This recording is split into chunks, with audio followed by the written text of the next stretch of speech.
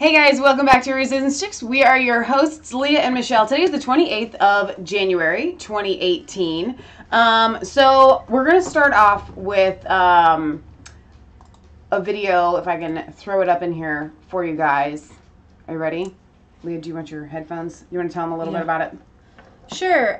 Germany is a tale of two cities. It's very much like America. But you have one hardline, pro-immigration. You've got their local television programs for kids, like our PBS, and basically are like Sesame Street, showing how to, hook up as a little girl with migrants. Another one came on where they showed migrant boys how to take off a brassiere bra. Why? Migrant children, they look like 12 boys. That is not a thing. That is not a thing that ever needs to be shown. So you've got what I call the pedophile wing of Germany. Yeah. And then you have the Germans who are sane, who aren't taking it anymore. So what? And, Yeah, so there was a get-together I'm going to play for you guys, and it's sanity. And I guess today also women in Germany are marching against migrant violence. They're tired of it. If it's they're tired. They don't want to have to run with those pepper spray, even if it's legal. I don't even know if it's legal. They're not. They have those underwear that lock or something. Oh yeah, we shared that on our Facebook page. If you guys missed out on that, okay. So let's see. We can get this going. Nächstenliebe. Und darum sollen die Kirchen verdammt nochmal das christliche Abendland verteidigen und nicht den Bau von Moscheen unterstützen. Und Behörden sollen messerstechende Araber ausweisen und nicht in einen belastbaren Landkreis schicken. Das gebietet die christliche Nächstenliebe.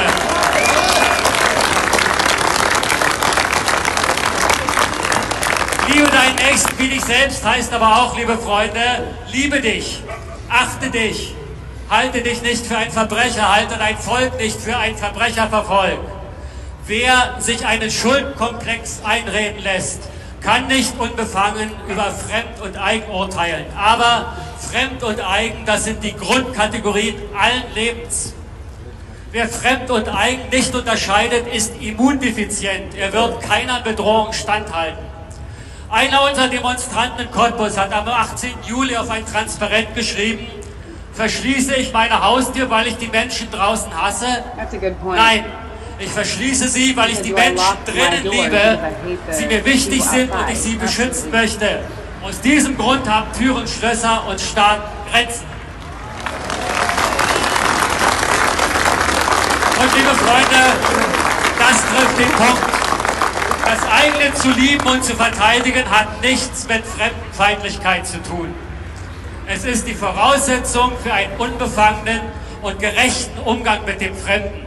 Und wer uns hier ein fremdenfeindliches Bündnis nennt, das ist ein Hetzer oder ein Hohlkopf oder beides zusammen.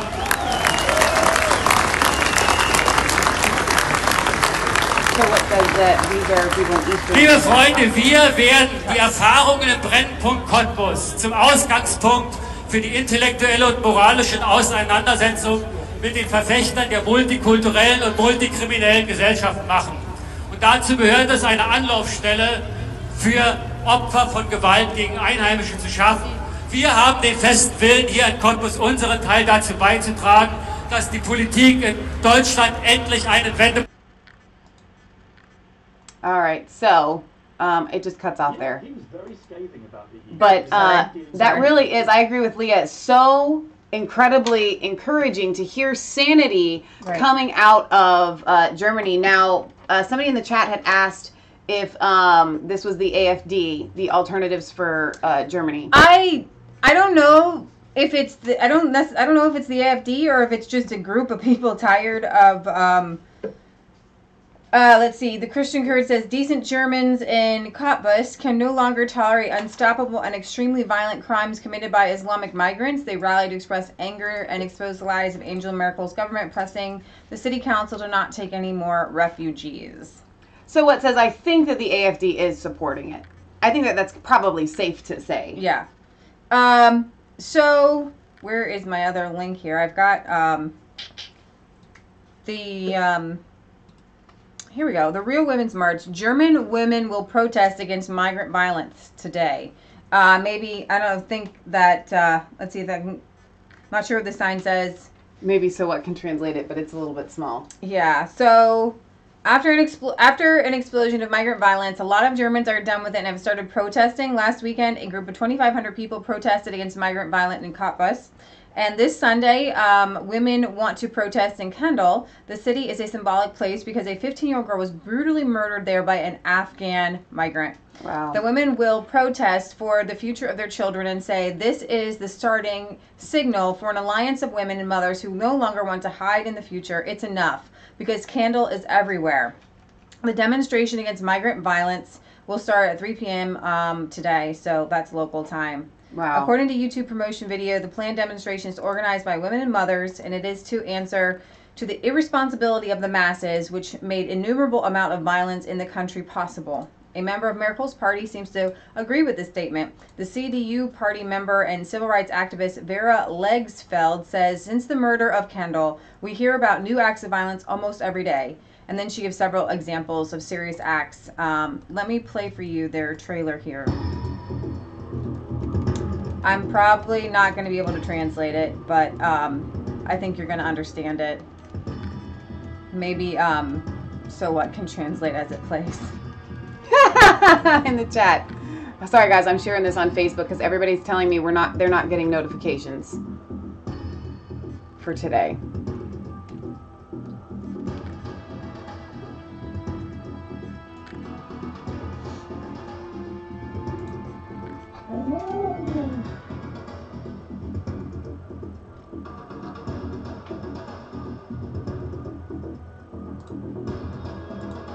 So I guess probably that's the girl who was murdered.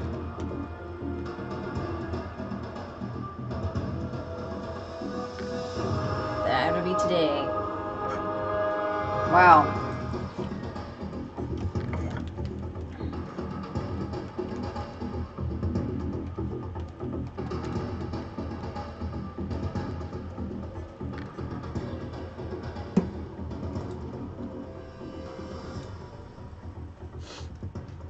So they mean business, and I'm pretty proud of them, actually. I am too. So what says they have votings today in Finland? I think that a patriotic politician called Laura is getting many votes. Is that today? It hasn't been on the radar today on the sites that I've been visiting. So what translated it says mothers and daughters demand ... Thank you. So what? Robin says translation: how long must we tolerate this? Security for our children. Thank you, guys. And there's a 30-second lag, so you just have to be patient as the translation comes in. All right, so we're still in Germany here. Clashes as German police break up massive Kurdish demonstration in Cologne against Turkey's Afrin whatever. Every time something comes up in Europe, there's something going on with the Turkish people. Like they're like I don't know. Like even if they're like anti-Erdogan, like they're violent. Like seriously, like they're like want to get a little fight. Excited. They're excitable. A Swede Speak says resistance checks first round in Finland today. Unless someone gets a majority of the votes, there will be a second round on the 11th of February. Okay, so we played the blonde woman who was pretty awesome. So I think that must be the one that So What was referring to, Laura. All right, so let's go to RT here. Where is this going? So there we go. Do we even need volume for this? No. Okay. So the Kurds are protesting the Turkish. I mean, I'd protest too, but still. I guess Turkey is accused of using napalm, chemical weapons, this week on the Kurds. I mean, so. But I don't understand why you're demonstrating in Germany. Like, this whole... Listen, I mean, I understand if you live in another country, which should you be living there to start with, and you want to voice your opinion, but you can't really take it out in the country that you're Russia and start demonstrating against the United States. Yeah. I mean, it's not going to happen. It just seems a little bit counterproductive. And you're wasting, you know, the German police. I mean, this is not what they're there to do, by the way, to make sure that you don't kill each other. So it looks like a lot of people got our notifications a little bit late today. We went live late. It was like 10 minutes late anyway, but it looks like a lot of people were just getting their notifications now. Well, so thank you for letting us know. Yeah, thanks for showing up. You guys are showing up. Our Mass Fade 3, their last video had several hundred. It was like 800 views. So what our point is, regardless of the censorship that we're still struggling with, you guys are finding people are where to watch us. So that's pretty exciting for us. A Sweet Speak says, I recommend Tundra tabloids. They are good in Finland and in English. Oh. Tundra tabloids. Tabloids here are usually not like a good thing, but we'll take it. Okay, cool. Some 14,000 people from all over Germany gathered in Cologne to voice their discontent with Ankara's action in northern Syria. There goes Jasper. German media reports citing police sources. German press agency DPA put the number of the participants at 20,000. The protesters chanted "Dictator Erdogan" and "Terrorist Erdogan" in reference to the Turkish president Recep Erdogan. And it's absolutely true. However, you're marching in the wrong place. Go back to Turkey and march, okay? If you're Turkish, you know, I'm sorry, you can't go into foreign land and cause a ruckus. And yes, stop Erdogan's war. I'm all for it, but still, yeah, not a thing. All right, so we're gonna go. Where are we going to next? All right, so. I like Breitbart's little takeaways here of the Monster Emperor's visit to Davos. And why is that important? Because that was an elite gathering from everyone across the entire world, mostly Europeans. Yes. Okay, so George Soros has turned his eyes on purpose. He has said this. Right. I'm turning my eyes to Europe and America, and that's where I'm going to spend most of my money because I'm losing control of globalization there. And I'm going to play for you again. Let's see. I don't know if this is the tiny clip. No, that's not the tiny clip. So I'm not going to play it. But I'm going to give you Breitbart's overview here. So most media organizations focused on George Soros' comments about social media and oligarchy of information arbiters following his annual appearance at the World Economic Forum in Davos this week.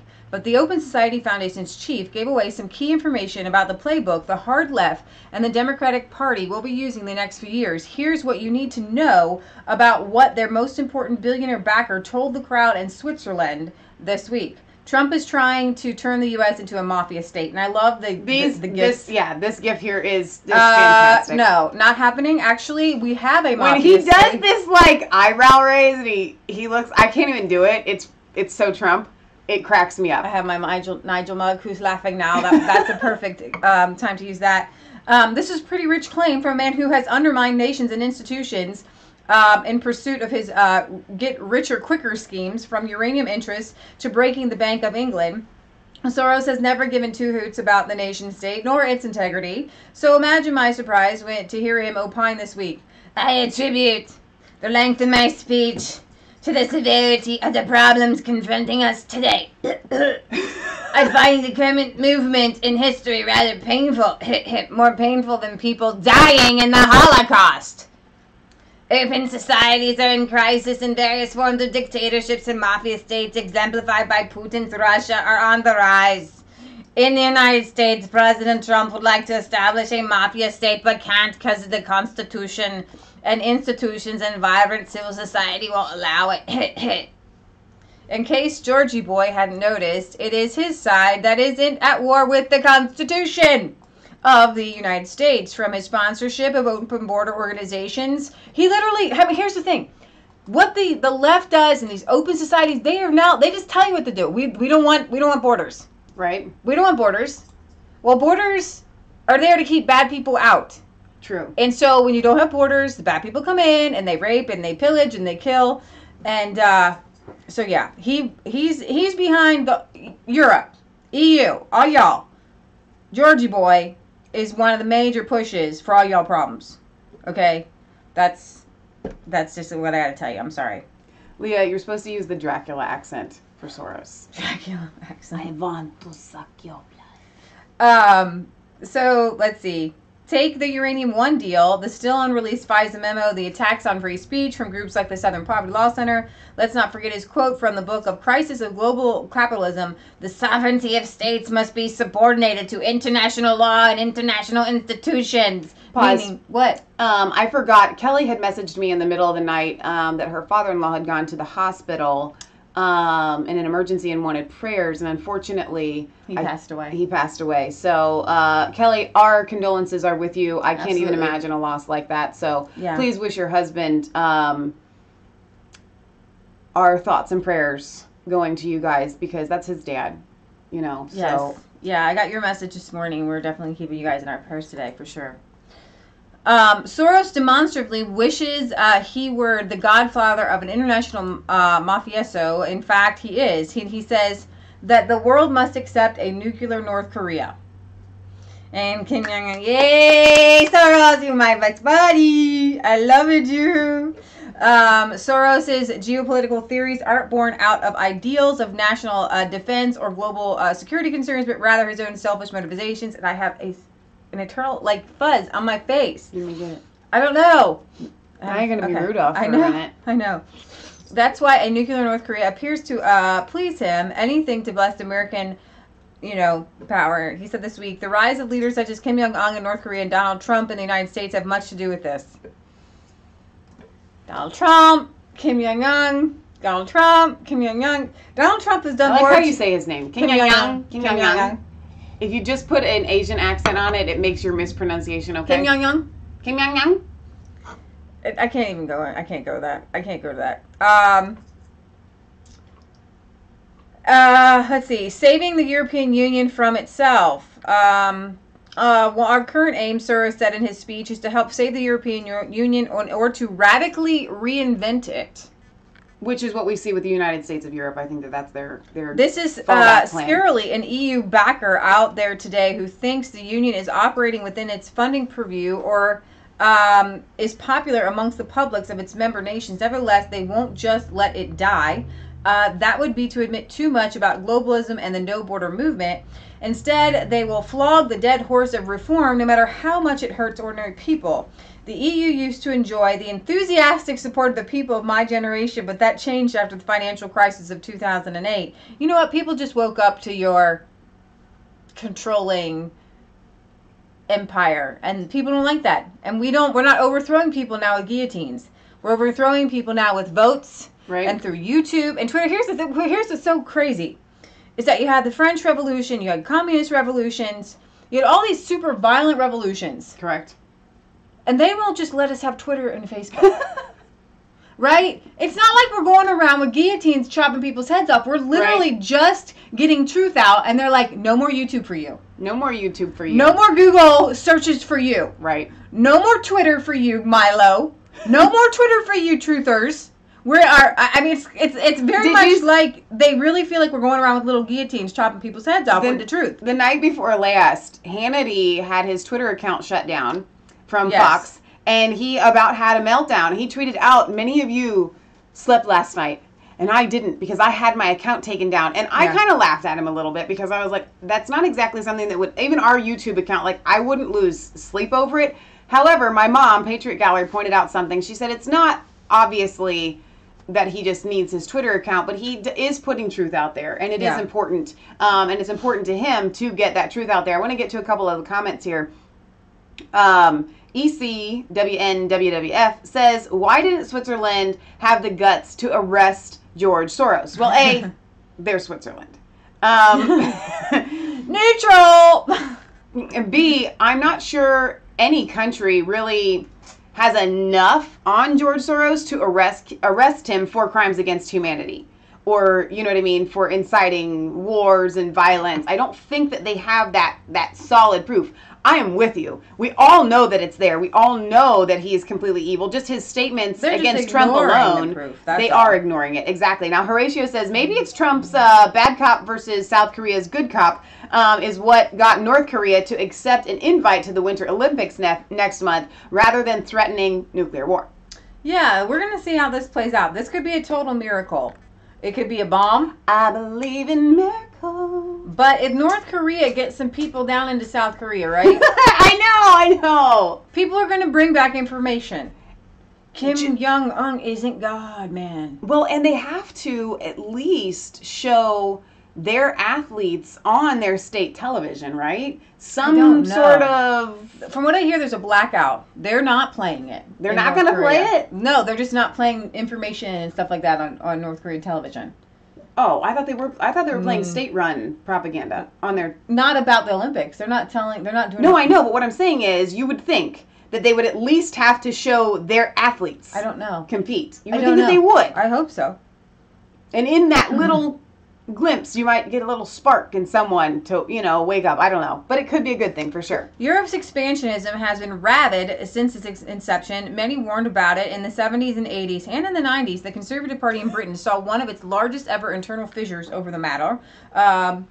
Let's see. The EU has lost its way because it was governed by outdated treaties and a mistaken belief in austerity policies, Soros said. More lies. And then he goes on to say the EU should give Africa 20% of its budget per year. That's it. Speaking on the migrant crisis that his open society organizations helped to foster, Soros claimed the European Union was not doing enough to help Africa and therefore limit inward immigration. He caused the immigration, and he said the project, a compact between the European Union and the African Union, would cost around 30 billion euros per year, 20% of the European Union's total budget. But don't worry, he wants the money to be borrowed rather than taken directly from the member states. Because he also knows that you can just add zeros to accounts. Which means your kids will have to worry more about it, not you. Having compacts with the African states is very important. And actually, the amount of money that is devoted to it is not sufficient. It needs to be much larger, and it must come from the European Union itself, not from the member states, because the refugee problem is a European problem. And it needs a European solution. And the European Union is very large and has very large uncommitted borrowing power. It is very cheap currently, and it ought to be used. We estimate that you would need at least 30 billion euros a year for a number of years to devote a democratic development in Africa so that the supply of migrants should diminish. It's a plan. I'm not sure that it's a good one. I'm just... You're not sure? You're not sure that borrowing fake dollars to send 30 billion a year to Africa might or might not be a good plan? I think that when these people get together, they all kind of go to brainstorm and nobody's got nothing. All right, so then some guy says, I got it. No. I got this. No, I'm not going to tell you. That's not how it goes. I got this. That's not how it goes. And he throws it out there and everybody's like, we got nothing better. No, let's go with it. That's not how that went. George Soros has been planning this for years. The reason, it's all about the Benjamin. It's all about the dollars. It's all about the money. Well, the whole idea of the migrant crisis is money. It's you control to get money. All he cares about is money. But he has more money than God. But he is obsessed with it. You don't understand. This man is obsessed with gathering all that he can. He's I must. Okay, I'm going to diverge here because I really do think once you have all the money in the world that you can do anything with, you now have to find another drug to fulfill. Okay, he's already got all the money that he could ever want. It's not. I think it is about control. Now you need more money to, assert that control. I don't think Soros can ever have enough. I don't think he can ever have enough control either. I think it's fitty-fitty. All right, pro-Trump Czech president who warned of organized invasion of migrants wins re-election. We showed you guys some of his clips, and he won the re-election, just in case you wanted to know. Europe's populist movement was given a shot in the arm on Saturday when Czech Republic President Milos Zeman, running primarily on an anti-migration platform, fended off a challenge from political neophyte Yuri Draus. He won 51.4% of the vote. Czech radio reports that Drahos won in most of the main cities, while Zeman scored big in smaller towns in the countryside, with analysts saying that Zeman's common touch made the difference. Zeman, a former left-wing prime minister who ascended to the presidency in 2013, had been widely criticized for what critics described as Islamophobic rhetoric, and had also raised concerns in Western Europe by taking a distinctly pro-Russian approach to questions such as the annexation of Crimea. You'll notice that all the anti-immigration and anti-Islamist leaders seem to take the same approach there. Marine Le Pen, Geert Wilders. Right. They have more of a pro-Russia stance, which is safer for the world in general. Right. Russia has issues, right? But you have to call out Russia's issues and not Russia itself, just like America has issues. And you have to call out America's issues and not America itself. Right. Russia is actually doing far more good. Well, they're making a vast amount of strides. They are. They're coming out of communism. That's why we encourage the Dark Ages almost. Exactly. And so it's going to take some time. So instead of just hurling insults and persecution and hatred at a country that is trying to step up to the plate and come to the, the same level as the rest of the world. Even the rest of the world. We've never seen a country turn around from such dark death, hatred, violence to the love of Christ so quickly. What was the name of the guy that was on InfoWars? Alexander Dugin. Yeah, we absolutely love him. And he has come and spoken from the heart saying, listen, we're trying. Please stop giving us such a hard time. We're doing all that we can to move forward. It's a process. Exactly. Russian economy under Putin, quality of life tripled, foreign debt fell 75%. Vladimir Putin was first elected a Russian president in 2000. Here's how the Russian economy has transformed. And of course, this is RT. I know it's propaganda, but still, I mean, everything in America is propaganda. Before Putin's election, Russia had 9,800 GDP per capita, purchasing power. The figure had almost tripled by 2017. It's now reached 27,000. Russia has the highest GDP per capita among the fellow BRICS countries. The next highest, China, having just 16,000. The PPP takes into account the relative cost of living and the inflation rates. The economy is doing well. Public debts and foreign reserves, and they are gold reserves hit a historic high, stockpiling record. There are a lot of nations that are stockpiling gold, and I think that those are nations that we need to look at. And I don't think America really can stockpile gold. We're in so much debt. Gold reserves have increased. It's a good example that they are setting. 500% for them. They are doing very good. Our government is not, and our government, when it collapses, there will be nothing. Nothing. All right, so Horatio says that one of the offices of Putin's rivals has been raided this afternoon. I heard about that. Interesting development there. So before you move on, I think that it's time that we take a little break for what I'm going to call talk about the Russian agriculture real quick. That's my favorite. On this, I'm still talking about we're doing Russia? Well, the Russian agriculture is the most important. Economy, schmonomy. What they have done with the sanctions, and there are so many really cool documentaries out there that show that Russia wants to be the biggest exporter of organic foods. Before the sanctions, they were living off of like Venezuela oil. And what Venezuela didn't do is really, I mean, they pretended to, like, they were like, okay, that's it. We're going to work hard. We're going to farm. We're going to give land to people. We want people to start doing organic farms. We want people to start producing things. Instead, you've got the commie mindset there, and they're all just throwing their hands up in the air like looting, right? Right. Putin's not letting that happen. They're like, no, we are going to produce what we need here in our country. We are a very big country. I love it. And it's so fantastic to see. I mean, there are Americans actually going to Russia starting farms, because they're very open to starting farms, and it's just very exciting. Let's see, 2016, Russia became the world's leader in wheat exports. Since the early 2000s, Russia's share of the world wheat market has quadrupled, and they've been giving away land. And if a government's going to be giving away something, land should be it. Like 5 acre, I think they were giving away 5 acre parcels, and you had to do something productive on it, right, in order to keep it. Yeah, it's very cool. I think it's awesome. That's one of the biggest things that we advocate about Russia. Right. Besides Putin telling his people to have a bunch of babies. I just can't get enough of that. All right. So, your very favorite Mank can I say Mank? I'm not from the UK, so I'm not sure if I can say that. Manchester fella. Justin Hughes has decided to make a little flash news bit for us today. So this is for you guys. He woke up and said, you know what? I'm going to make this for Resistance Chicks. So here, without further ado. Alright guys, how you doing? Just a bit of quick fire news from the UK. Labour today have come out and said they want all transgender and gender neutral people to come and join the party. They've also turned around and said they want the voting age lowered to 16 because they can brainwash the people that age and they can't brainwash anybody else that's older than the age of 25. That's the reason they want to do it. Nigel Farage come out and said absolutely no chance it should be lowered down to 16, and the majority of us actually believe that as well.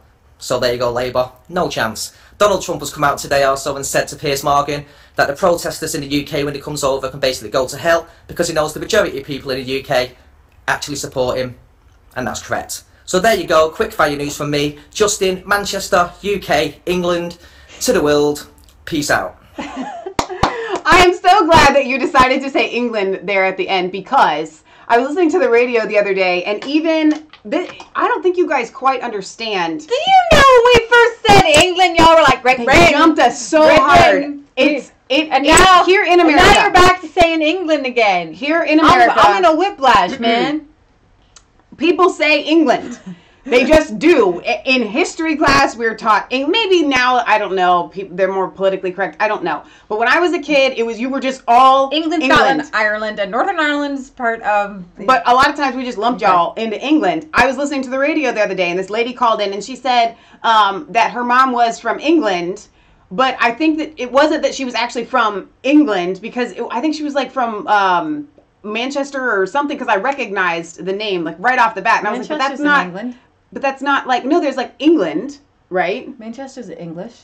Maybe it is. Yeah, you're right, it is. But I'm just saying there was Wales, Scotland, and Ireland. No, it must have been Wales. Listen, thank you, Leah. It must have been something. I don't remember what it was, but it wasn't actually in England. And I remember thinking to myself, I know here in America, we all just say England. It's a thing. It's what we do. We have had to unbrainwash ourselves into saying Great Britain. And it took us like a couple of months before we stopped saying England. But anyway, thank you very much for that news flash. I'm going to call it the Justin News Flash. I told him that he needs to do one of those like once a week. Yeah. For ratio. But I really did enjoy it, and I'm hoping that he did not speak too fast for you guys. We had this discussion. Oh, I love how he speaks. Don't slow, just speak normal. It's not that he is from Manchester that makes him speak fast from what he says. He's a rapper, hip-hop, that sort of thing, and I think that might be where the quick speaking comes from. But he's speaking the truth. Piers is like accusing Donald Trump, like, listen, nobody here in England... Can I say England now? Nobody here in Great Britain wants you, whatever, and that's absolutely not true. The people of Great Britain, by and large, love Donald Trump. Well, for better or for worse. So I thought that would be a good segue we covered that the other day about the lowering age of voting. What you said is no one under 25 is going to be brainwashed by them, and that's pretty true. It is really true. And that's why they're going after them. And the same thing here in the United States for us with the migrants coming in from Mexico. We cover that a lot. They always try to get the weak-minded or people that will want something from them, whatever, and they try to sway all those people to their party. So... all right. So here, without further ado, thank you, Justin, for that. Thank you. That was awesome. Yeah, he was very scathing about the EU, and his own dealings with the EU have been very problematic. And he actually gave a pretty stark warning to the EU, which is that he's coming after them on trade. I wouldn't be at all surprised. The biggest trading partner for America in the world is the EU, $650 billion a year. He was making it very clear he's not happy with that trade arrangement. So if I were the EU, I wouldn't be quite so smug and cocky about where this is all going. And my message also, you got Jeremy Corbyn coming in. My message to the Labour leaders who are leading this thing to the biggest protest of all time and ban Donald Trump is... He's coming here twice. Right. He's going to do a working visit, I think, in midsummer, probably around the NATO summit. Then a state visit, Theresa May's told him again, for later in the autumn. But I really think we have to work out in this country. 2 years in. We've given state visits to Vladimir Putin, to King Salman, to President Xi, Robert Mugabe, right, Bashar al-Assad. It's ridiculous. Are we really saying Donald Trump is the one that we actually end up banning? This is a man who this week I think has gone a remarkable charm offensive to Britain. He said every time we need him militarily, he's going to be there. We've had all the scare stories about Russia. And he says on trade, he's going to do a great new trade deal with us. Okay, hold your... If he was going to listen to the BBC, why would Donald Trump do anything for Britain? Why would America do anything for Britain? Right. Because when I listen to the BBC and I listen to the British leaders and even Theresa May, in the beginning she was pro Donald Trump. Right. Right? But here's the She's just a puppet, though. She was pro Donald Trump when this is the best it suited her. Screen to stop on. He says you can just hold your nose and... Nose if you don't like him and put Britain's interests first. That's it, and then that's it. Yeah, it's just absolutely insane that they literally will cut off their nose to spite their face. Yes. Thank you, Nigel. No, it is. It's really true. I'm really... At this point, it's almost like no hiding the agenda behind why they don't want Donald Trump there. Right. They really want unfriendly relations. They want hateful relations between the UK and the United States because, like I've said before, if you don't have good relations with the United States, then it's going to push people in Great Britain to feel a little bit more weak about Brexit. And they may think, well, maybe if we don't have good relations with the United States, then we may still need to stay in the European Union. I think that's why there's this huge push to alienate the United States. Right. Here is Nigel Farage and his take on Trump at Davos. And former UK Independence Party leader and Fox News contributor, Nigel Farage. Good morning, Nigel. Good morning. Oh, I think we takes me a second. That. Welcome. Yeah, okay, you got me. You've got me. So Nigel, could you have asked for anything better from an American president on that world stage? No, I mean, in theory, Trump going to Davos should be like Daniel going into the lion's den. Because all these people have been completely negative about him. They're like a and his tank of presidency. piranhas. What did he do? He stood up there, he gave a calm, reassured, confident speech, but he also started to explain why the American economy is outperforming everybody else. He talked about deregulation. Of course, he talked about tax cuts. And the reaction was stunning. You know, we had Lloyd Blankfein, one of the biggest Goldman Sachs bosses in the world, saying there was a lot more in the speech I liked that I didn't like. We had Sir Martin Sorrell, the boss of WPP, one of the biggest advertisers in the world, saying, well, it was such a good speech, maybe Trump's going to do better in the midterms than everybody thought. So I think yesterday he began to make people perhaps rethink the economic model, because we in Europe and across much of the West are obsessed with regulation upon regulation and the idea that all countries should have the same rules. And what Trump talked about was competition, giving people incentive and bringing jobs. Well, Nigel, he also talked about free nations. His message was free nations on common goals, right? And that's why you saw European CEOs from Volvo, Adidas, Anheuser-Busch, InBev coming out praising what he's done here and bringing it there as a common goal. But yet you saw European leader after European leader criticizing and heaping further skepticism. It reminds us of what Democrats are doing back home. Well, of course, because the leaders of the European countries are trying to build a new state called Europe, based in Brussels, run by bureaucrats, and Trump pretty openly attacked bureaucrats, attacked people who make laws who aren't directly accountable. And we'll find out more on this because he did an interview with Piers Morgan, which will play on UK television tomorrow night, and I guess Piers would have asked about these things. So what you saw were the politicians who want to take democracy away and replace it with bureaucracy. They didn't like it, but the important thing is that business liked it. Business will think a lot about what he said, and I have to say, a lot more businesses, in my view, will invest in America on the back of it. Well, that's a great point. I mean, bureaucrats like to talk about common goals, but it's ultimately competition that's going to change. So, here at Resistance Chicks, I don't care about Adidas's bottom line. I don't care what Goldman Sachs has to say. What I look at as the whole picture, and I see that the European bureaucrats are upset with Donald Trump, and so I'm happy. So sometimes the best thing to do is when you don't know which side to take or what's going on, just look at who is upset.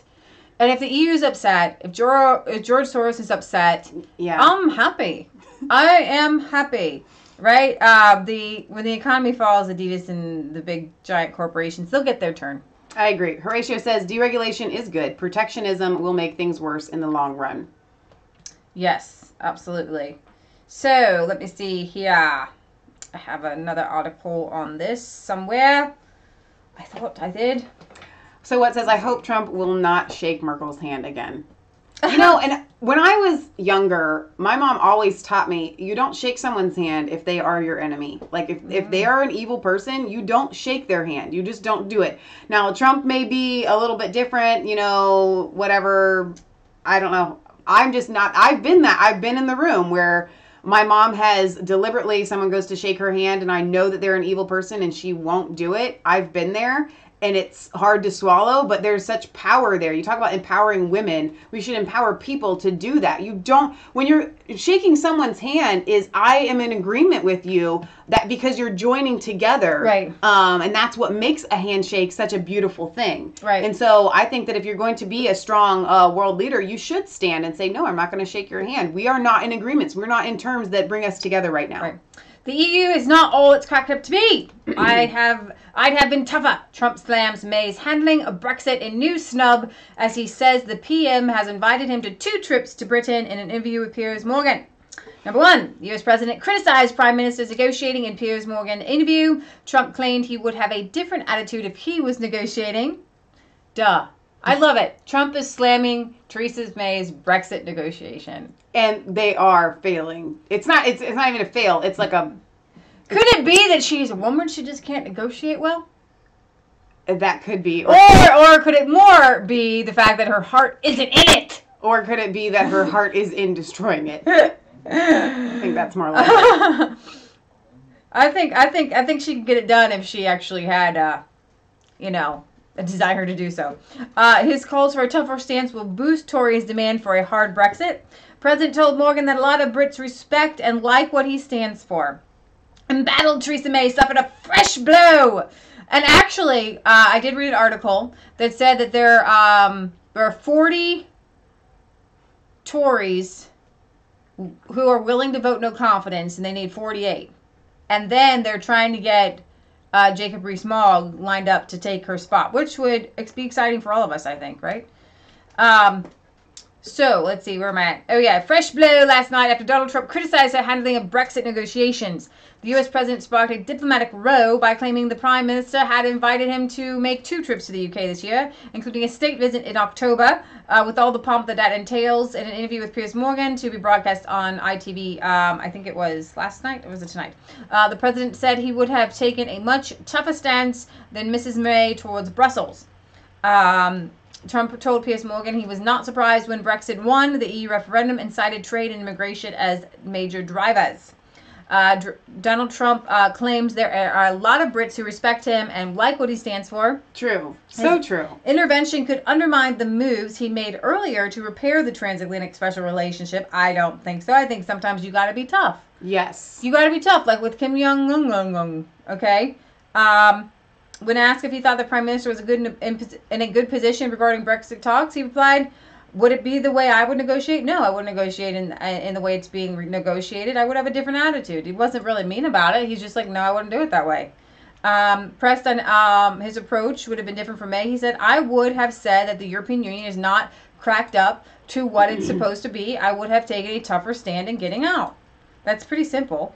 All right, let's watch this clip. We now head to the East Coast to check in with our New York newsroom where Chris Spargo is standing by. Chris, what's happening? Well, Jesse, President Trump took advantage of his trip to Davos this week to sit down for his first international interview since taking office last year. For that momentous occasion, he...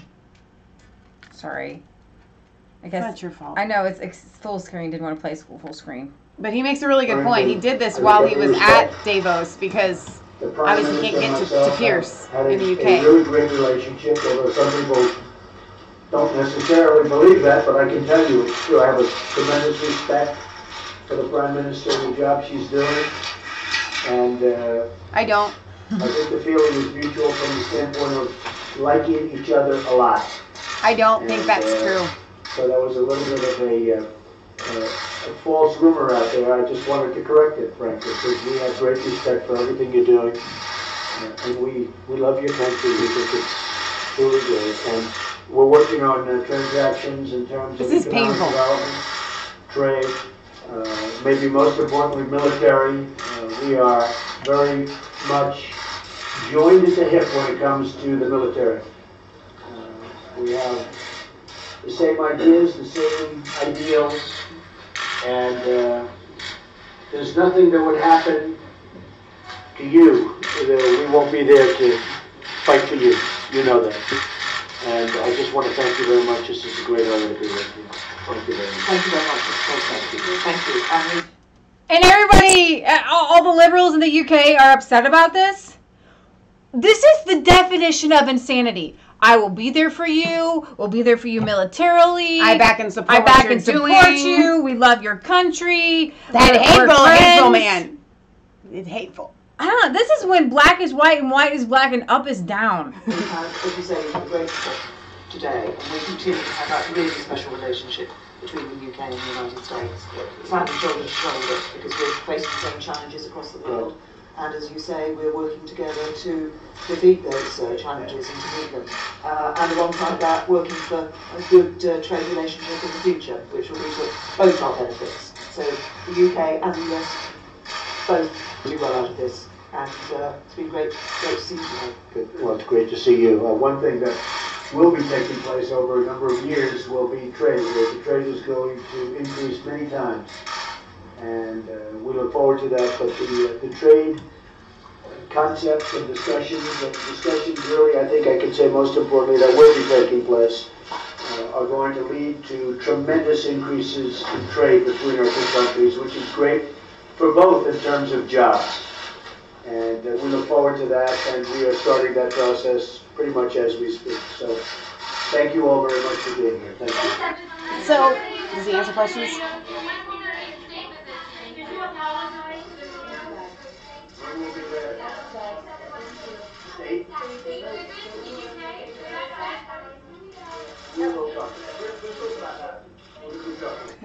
I think that it's really key here, like I just talked about. We didn't finish this one. The reason why why they're hitting the division so hard is because they want to make you guys in the UK afraid that a trade deal with the United States is impossible. It's not going to happen. We have to stick with the EU. So I thought that it was really key and wise of Donald Trump to throw that in at the end. He's like, and I want to add that trade is going to be happening, and we're going to have good trade deals mutually, and we're starting on it right now as we speak. Granted, both of them looked a little bit like politicians here, swallowing how they really feel, but Donald seemed a little bit more sincere, a vast, like, way more sincere. Donald is able to put his differences aside better than anybody I've ever seen. Right. Anybody, excuse me, that's what makes him such a good politician. And it's funny, you can't hold drugs when you're, drugs. You can't hold grudges. You better not hold drugs, man. Do something we need to know about. Would you like to confess in front of the whole viewer audience? I'm not a politician. You can't hold grudges when you're a politician. And I gotta tell you, something about Trump is just hilarious to me to watch. Like today, he tweeted out, "Tell Jay-Z that black unemployment's, low and black people are doing really good under my presidency." Stop it. I'm not kidding you. He tweeted that out like at 8 a.m. this morning. Oh my gosh. I would love to have every little spare thought that I wish the whole world could hear to be able to be put out there for the whole world to hear. That is because he just had that thought. Like, I bet Jay-Z needs to know this. The DailyMail.com editor-at-large. Piers, who was speaking to Donald for ITV, later posted the two's greeting to his social media account. Take a look. Mr. President. I missed you. How are you? I missed you, he said. Good to see you. Good, nice to see you, huh? You doing well? You been busy? A little bit. A little busy, but that's okay. Good to be with you. On Friday morning, clips from the interview ran on Good Morning Britain, including one in which Piers asked Donald about the Britain's First retweets he shared last year. Those propaganda tweets from a far-right racist organization. I am really disappointed in that. I don't. To harping people. I don't want to even hear it. He was disavowed. Stop. The interview was quickly picked up by every major American media outlet, as none of them had yet to get Donald Trump to comment on this scandal. Donald, meanwhile, said during the interview that he did not know the group, which... Okay, so here's Now the we thing have on to that. pause I and address have it. to address this.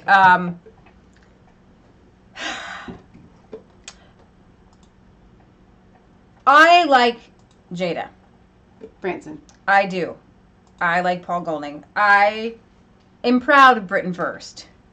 But they have to know, unfortunately, that they live on an edge.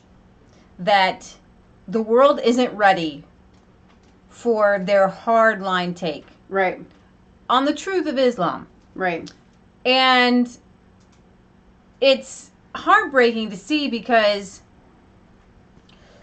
on the one hand, you have acid attacks and people being thrown on buildings, and you have the harsh grooming gangs, and nobody's talking about it.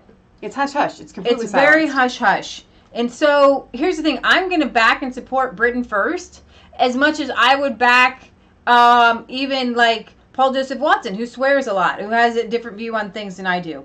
Right? I don't agree with Britain First on everything or on their take on everything. However, I know beyond a shadow of a doubt that they're very good people. They're not racist people. And their that heart they is have right. And their heart is right. And so they're not a hate group. All right? I back Caitlin Johnstone, who in her heart of hearts is a communist. Okay? Very true. But I love her take on a lot of things. You can side with people even though you don't agree with how they go about things. Britain First might have some people who in there who hate, and because they bring out, all they do is focus on the negative of Islam and how it is an invasion. Which is true. They are going to take the hits on the front line, and right. They're going to be the ones labeled the hate group, and they're going to attract, unfortunately, people that do just hate. Okay, Right. And so that it really is unfortunate. And if I were President Trump, I don't think that I would. There was no need. It's over. It's in the past. I would not have apologized because you need, as a president, to stay in strong. It's like a parent. No, I did what I did, and you stand by it. There are times when you do need to apologize when you've done something wrong. This is not one of those cases. And as Jada pointed out, she was really mature about it. She said, you know what? It doesn't matter to me whether he apologized or not. The fact of the matter is that what he tweeted out was relevant and true and needed to get out there. And that is I think the trick of it was that they tweeted out one that wasn't, I guess, a migrant thing, right? But the one that everyone should have been focusing on, right, was where the hardliner Islam guy in Syria broke the Mary statue. Nobody talked. Here's the thing. It was a scandal. It was a scandal that Trump tweeted out. What happened there where it was a group of the Free Syrian Army guys who our government backed and supported, and Britain backed and supported, and Israel backed and supported, went into that Syrian Christian town and killed all the Christians and took the Mary statue and broke it. So not only should he have tweeted that out, but he should have tweeted out the story that went with it. The truth behind it, and that's the scandal. And you know what? I don't even put that much on Donald Trump. The news reporters that were reporting on these tweets, it was very simple to find out where that video came from. Exactly. And they could have said, you know what? Regardless of where this was from, this truth needs to get out there. This is what happened. This is what this means. But that doesn't. Nobody ever did that. The world, even John Kelly and everybody, that's not, even Rex Tillerson, that's not the line that they want to take, because then America has to take responsibility for backing and supporting that guy. Right. So what Donald Trump did was literally tweet out, my country that I'm president of backed and supported this guy, and he killed Christians. It was the coolest thing ever. And that truth got out there. And that's what matters. Yeah. All right. Theresa May and Emmanuel Macron's immigration deal branded a gift for human traffickers. Rioting youths bringing terror to Calais should soon be heading for Britain, as a deal struck between Theresa May and Macron was branded a gift to human traffickers. Full-scale riots broke out on an industrial estate near the site of the so-called jungle camp last week, with more than 100 migrants pelting police with rocks and stones. The violence has raised tensions in the French port after residents felt the situation had been brought under control. This week, social workers and agencies trying to care for the migrants are expected to start selecting youngsters who will be sent to Britain under the deal worked out between the French President Macron and May this month. Aren't you excited? They're coming. They're coming. They're who's gonna. The ones who were throwing rocks and pelting police are coming to Britain. Yay! What makes you think they're not gonna pelt your police? It's pronounced. Yay! Calais. Calais. Calais. I just said Calais. Okay. I said Calais. Baza just. Yeah, he sent me a message. Oh. Yeah. Okay. Yeah. Calais. All right. So, however, Philippe Mognonnet, the deputy mayor of Calais, says the new arrangement has made the situation much worse on the ground. Under the deal, the British government will give $44 million towards improving security at Calais and has agreed to take an unspecified number of young migrants. Young male men. What are you going to do with them? What are you going to do with them? You're going to feed them, and you're going to clothe them, and you're going to house them, and you're going to let them protest, and you're going to let them do Mr. Millionaire says what they said has been a gift for the human traffickers and criminals of Calais. They're now saying to those in their networks to bring more migrants to Calais because eventually, everyone, you will go to England. Come on, everyone, come. We're all going to England. So what says just 44 million? Just. Oh, more and more are coming. This is not how this works. This is like with American immigration. You don't say, hey, we're going to give everybody citizenship because then more people come. You don't put out the sugar and say, hey, we're gonna leave these ants here. And we're going to put out a bunch of more sugar and we're just going to hope no more come. That's not how this works. That's a really good analogy. And I don't mean to call people ants, but this is how this works. You know what? It could be used for bees. We do that when I feed my bees. We put sugar out. They come. Many young migrants come to Britain 2 years ago, but questions were raised because some of the children looked to be, bearded in their 20s and 30s with wrinkles on their faces. They just mature early over there, Leah. The number of migrants at Calais, many from Eritrea, Ethiopia, and Afghanistan, are expected to reach 1,000 by the end of February. On a visit to Calais this month, President Macron promised there would never be a camp set up again. Following the pronouncement, 50 riot police set about dismantling makeshift camps in the woods, where about 300 migrants had access to one cold water tap. On Thursday, police removed tents and jostled with migrants, prompting rioting. See, if you're fighting with people and then you're like, but don't worry, you get to come into our country. That's not how this works. You fight with the police, you don't get to come into the country. That's not how this works. If you fight with the police here, you just go to jail.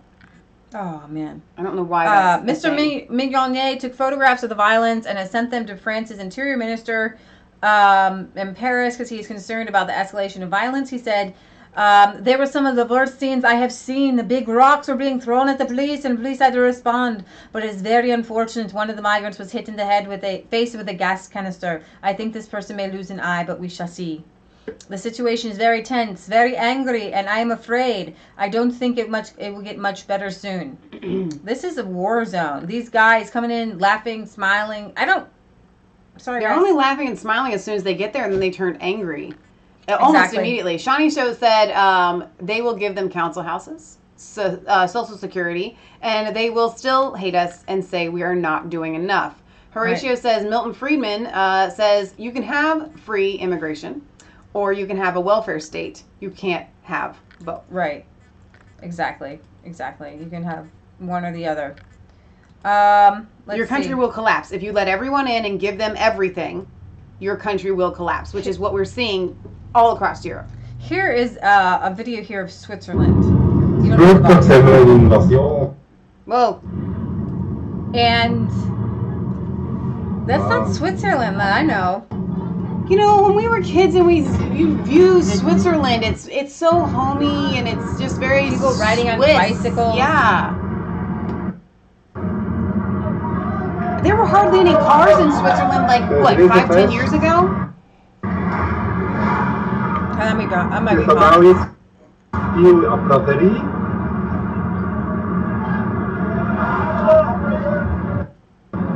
Det kan vara broderi då här, det är super. I get that one.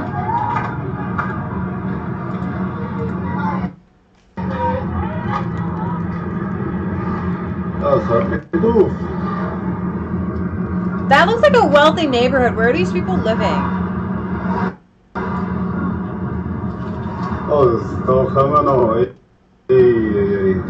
Those are some fancy looking houses. Fancy looking cars. I couldn't afford to live there in Switzerland, I don't think. How about I just show up and start demanding free things in Switzerland? You want to move to Switzerland for free? No, not really, no.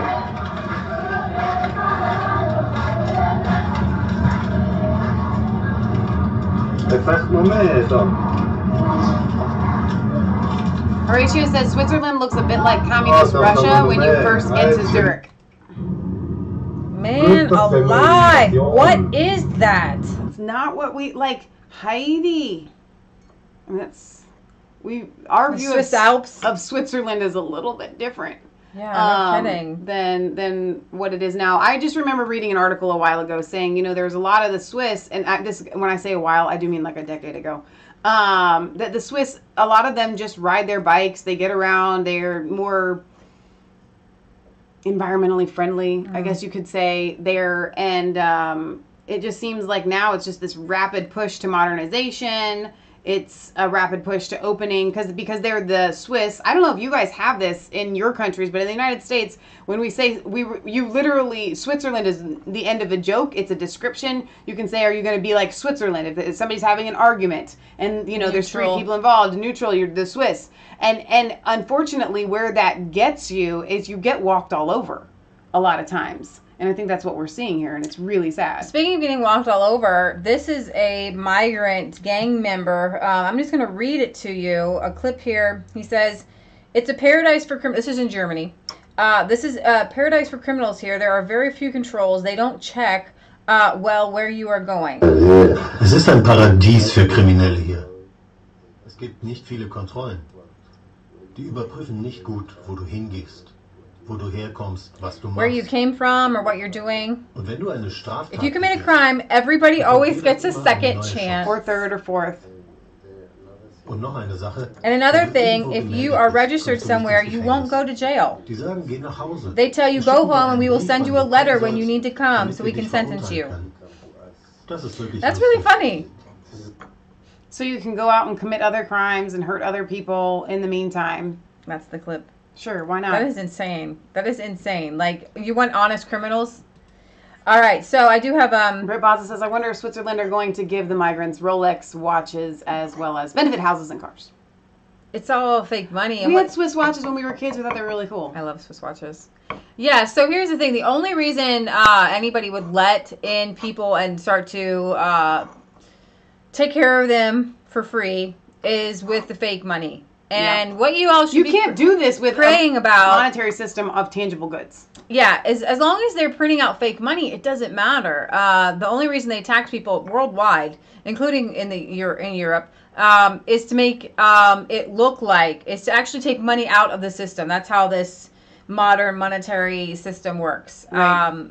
Your taxes don't actually pay for things. Now go ahead and complain about your taxes paying for things and do it that way, but your taxes don't pay for things. I tried to tell that to a friend of mine who's really, really intelligent because she gets really upset here in the United States about people living on welfare, excuse me, and all the money that we're giving to other countries. And because she says, my tax dollars are going to pay for that single mom or, you know, that lazy bum on drugs, on welfare. And I'm like, listen, your taxes aren't going to pay jack. I mean, seriously, there isn't enough. We are so in debt. We are constantly just putting George Soros wants you to borrow $30 billion to give to Africa. Borrow? Who's going to pay that back? It's a house of cards. Right. Your taxes are just going to prop up a house of cards. It's fake money. They literally pull it out of the sky to give it to the welfare receiver. England's bank is is probably more sound than the euro and our system. Yeah, the British sterling, the British pound there. For sure. All right, so the Islamization of Germany in 2017, and that's why, unfortunately, from when I talk to you guys in Europe, our standard of living for even the poorest person is higher than your standard of living because they make you live within that non-borrowing. And I don't think Americans realize it. I mean, you've got people that are struggling paycheck to paycheck, living in government housing with roaches and things like that, but they still have iPhones. They still have modern conveniences that so many other people just don't have. We do live at a higher standard than people all over the world. Because it's fake money, because we live on credit. Right. Let's see. The Islamization of Germany, this is part 2. I'm going to read parts of this. We must expect further attacks by individuals or terror groups. Islamist terrorism is the biggest challenge facing the BFV, and we see it as one of the biggest threats facing the internal security of Germany. That's from Hans-Georg Mavben, president of Germany's BFV, Domestic Intelligence Agency. Nearly half, 45% of all crime suspects in Berlin in 2016 were migrants. Thieves broke into an immigration office in Mobit district of Berlin and stole up to 20,000 blank passports and other immigration documents, as well as official stamps and seals. Around 30,000 rejected asylum seekers have disappeared, and the government have no idea where they are. That means they're rejected. They need to go back. They're probably they could be criminals, but Germany, they send you a letter. Come, it's your time to go to jail. Wow. Seriously.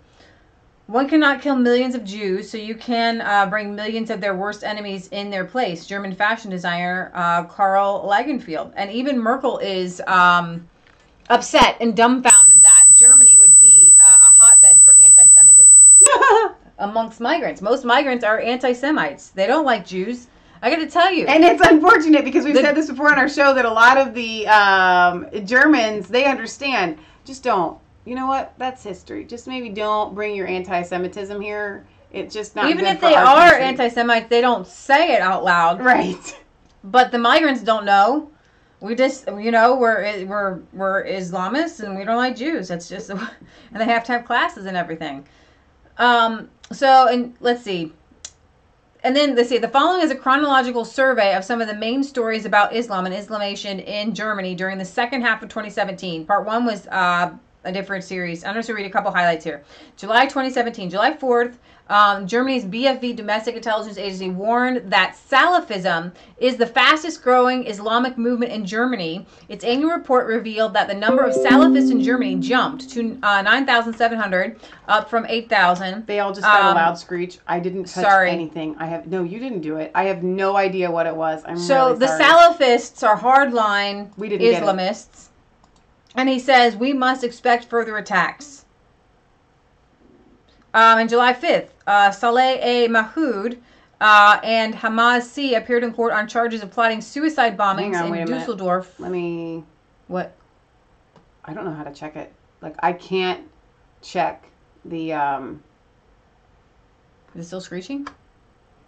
Is it better? Well, see, now we're on a 30-second Is this the mic? Something's wrong with the mic? I have no idea.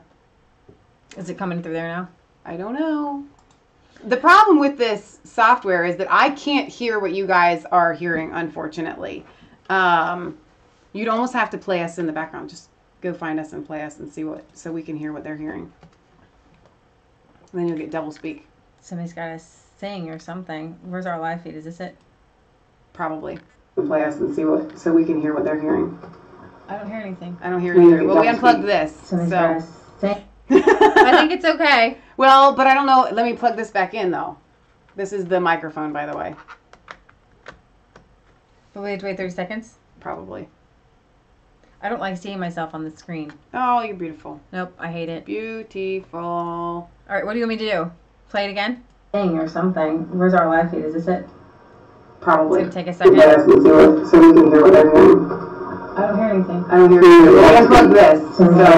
So, I think it's okay. Really well, but I don't know. Let me plug this back in, though. This is 30-second lag. Sorry, guys. No, we have to wait 30 seconds? Probably. I don't like seeing myself on the... Okay, I think the screech is we're gone. Good. Okay. Let me know if it comes back. All right. So, back to the awesome Islamization of Germany. All right, so there was plotting a suicide bombing on the 5th. On the 8th, hundreds of Islamists openly enforcing Sharia law on the streets. July 9th, 300,000 migrants from Syria and Iraq were poised to arrive in Germany on so-called family reunification visas. 300,000 on family. This is how they work. You bring in the husband, then you bring in their parents, and you bring in their wives, and their children, and their grandparents, and then their uncles, and their aunts, and their best friends, and blah, blah, blah. On July 15th, migrants sexually assaulted several women at a folk festival in Skorsendorf. July 16th, 3 teenagers phonetically of North African origin assaulted a 39-year-old man. July 17th, Mohammed A 27-year-old Lebanese man serving a 3.5-year sentence in Berlin for armed robbery, vowed to carry out jihadist attacks upon his release. This goes on and on and on and on. Every single day, a jihadist attack, a rape, a bombing. I mean, this is an invasion. This is an army. And I don't know, I don't know what to say. I mean, every single day. That's just July. And August, every day almost. September. September 2nd, German authorities were hunting for dozens of members of Jabhat al-Nusra, one of the most violent jihadist groups in Syria, who entered Germany disguised as refugees. September 6th, a woman wearing a niqab physically assaulted a 40-year-old saleswoman in a fashion boutique. The woman apparently was angry that the store was selling lingerie next to Islamic headscarves. Die! Whoa. Wow. So September 2nd, a parliamentary report found that Chancellor Merkel should not have opened German borders to mass migration in September 2015 without seeking approval from Parliament. Duh. I mean, that's a crime. Listen, she should be arrested on that alone. Okay, seriously. I mean, you don't just get to do that. It has to be punishable. Maybe not by death. But I mean, seriously, she has to be held accountable for this. She has ruined. Was it just so boring to you? No, I get weird yawns. I'm just kidding. But seriously, you have now ruined like all of Europe because of what you did, lady. I mean, you need to go to jail. You know what? I got this great idea. We can find a wonderful, nice padded room for you and Hillary.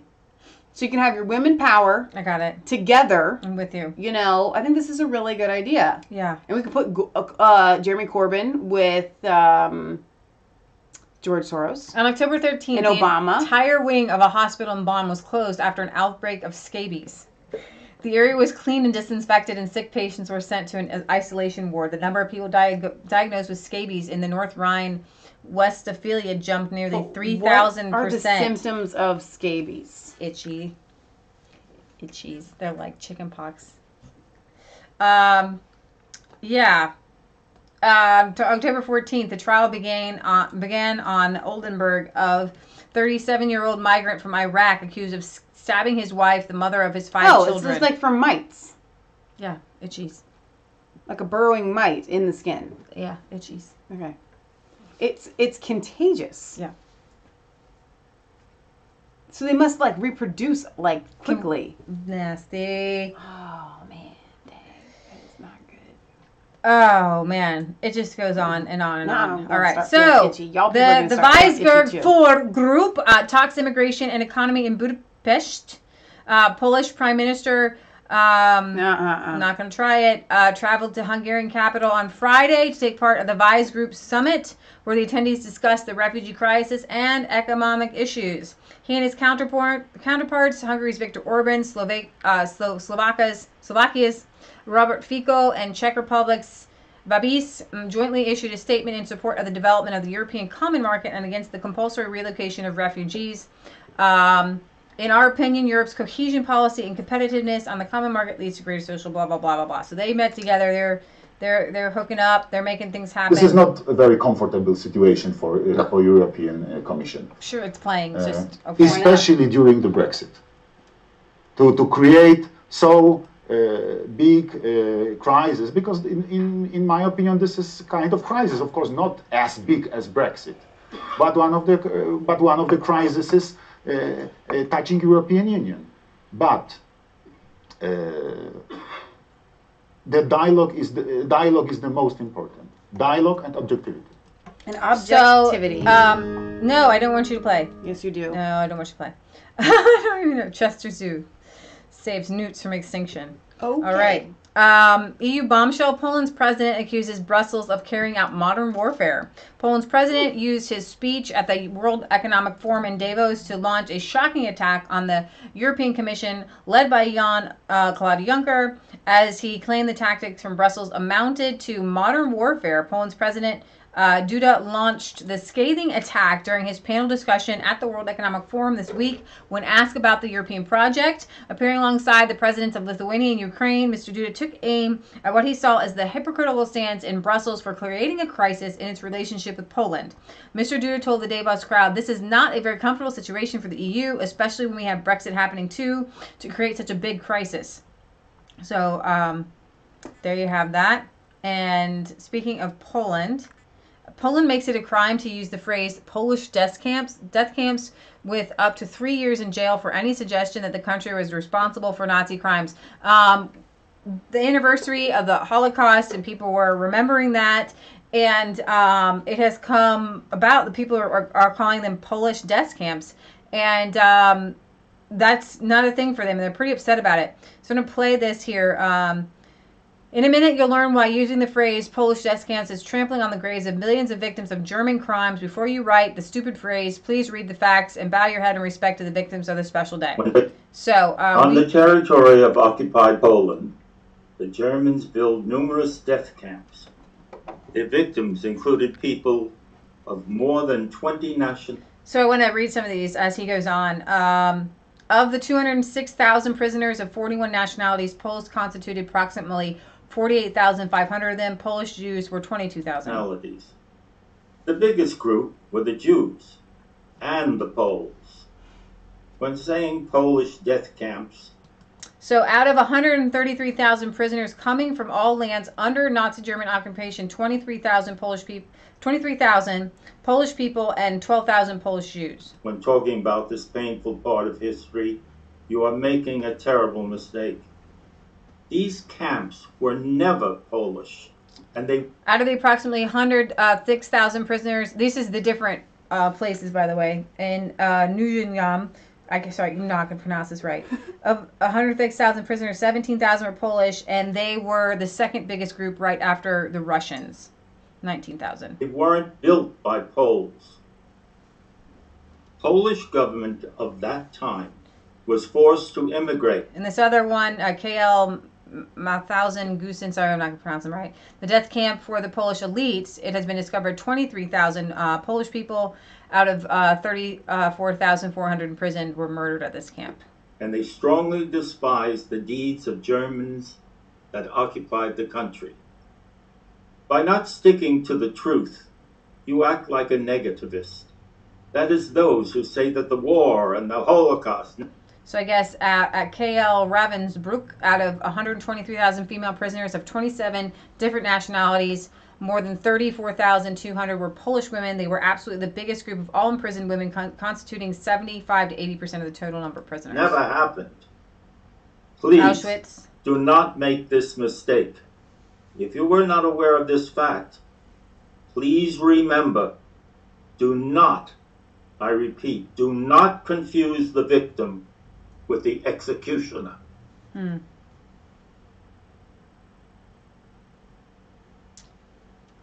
See, records from 1944 show that out of 50,000 prisoners here, 17,000 were Polish. The second biggest group were the Soviet Union. And I guess the person reading this, his family has experienced German crimes. So you can't say Polish death camps. These were built by the German Nazis. And the Polish people suffered greatly. People were murdered. People were killed. Polish citizens were also transported to KL Natzweiler, Sobibor. There's a bunch of more death camps and labor camps. So many. I mean, can you imagine just like millions of people? Gentlemen, you are aware that our policy towards Poles is to expel them from their land, treat them as free labor force, or to destroy them. You are also aware that this policy is very successful so far. That's Hans Frank, chief jurist of the occupied territory of Poland. They're pretty upset when you say Polish death camps, and I can see why. Do not confuse the victim with the executioner. Well said. Do not, I repeat, do not confuse the victim with the executioner. All right.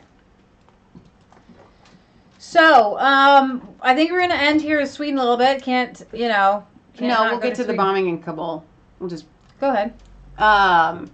So for those of you that are unaware, yesterday, and I'll just pull up a BBC article because I thought maybe Leah might have this, and since she didn't, that's okay. But there was a bombing in Kabul. The Taliban did kill 95 with an ambulance bomb. I'm hoping I don't have any kind of sound playing here for you guys. No, don't play. Let's see. A suicide bombing has killed at least 95 people and injured 158 others in the center of Afghanistan's capital, Kabul. Officials say attackers drove an ambulance laden with explosive past a police checkpoint in a secure zone home to government offices and foreign embassies. The Taliban have said they carried out the attack, the deadliest in 4 months. U.S. President Donald Trump called for a decisive action against the group after the despicable bombing. A week ago, Taliban militants killed 22 people in a luxury Kabul hotel. Witnesses say that the area, also home to offices in the European Union, a hospital, and a shopping zone known as Chicken Street, was crowded with people when the bomb exploded on Saturday at about 12:15 local time. A deputy spokesperson for the Interior Ministry said the attacker got through a security checkpoint after telling police he was taking a patient to a nearby Jamhuriyat hospital. He detonated the bomb at a second checkpoint. The BBC's correspondent speaking from the scene says it is not easy to get through these checkpoints. Cars are searched and drivers' identities are checked. He adds that questions will be asked about how the attacker got through. The International Committee of the Red Cross said that the use of an ambulance was harrowing. What did the witnesses say? It said that the area looked like a butcher shop afterwards. This person was having lunch at his family home just meters away when the blast went off. Quote, he says, first of all, we thought it was inside our house. That's how loud it was. He said then he went outside and saw scattered bodies. It was very, very inhumane. Another witness, a software engineer who wished to remain anonymous, told the BBC that he was about 1 kilometer away, which is 2/3 of a mile, when he heard the noise. I saw a huge flame. He said the smoke was pungent. It entered my eyes and I was not able to see for a time. Now, he was 2/3 of a mile away.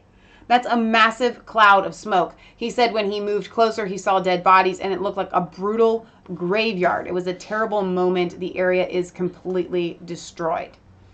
So that's awful. That's absolutely heartbreaking.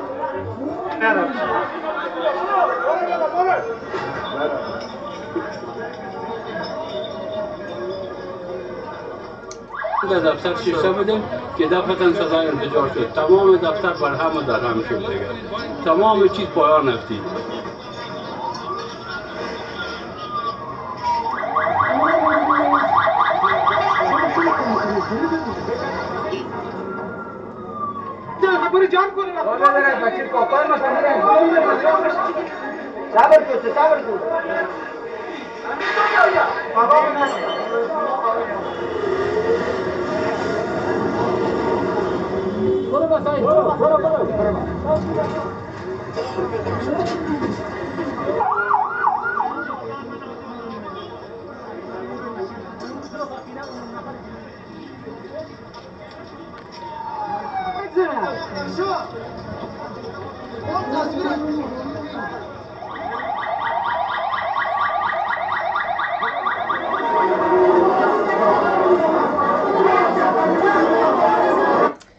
Wow.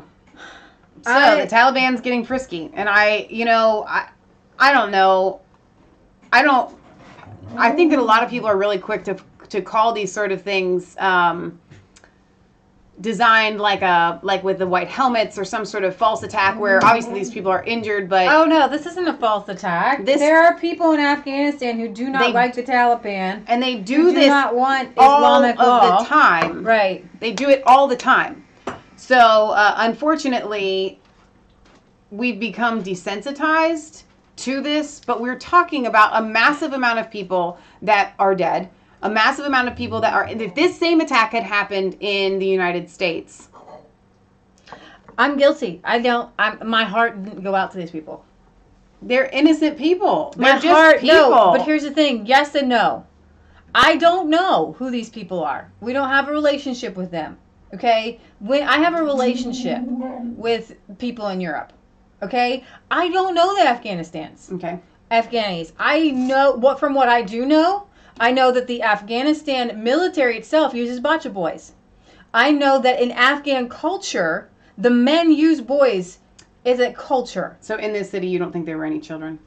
No, I'm not saying that. I'm being honest. I'm saying that my heart didn't jump out because when I hear Afghanistan, my head goes tilt. Who's the good guy? Who's the bad guy? I don't know. But there's going to be children in an instance like this. And the children are innocent. Sure.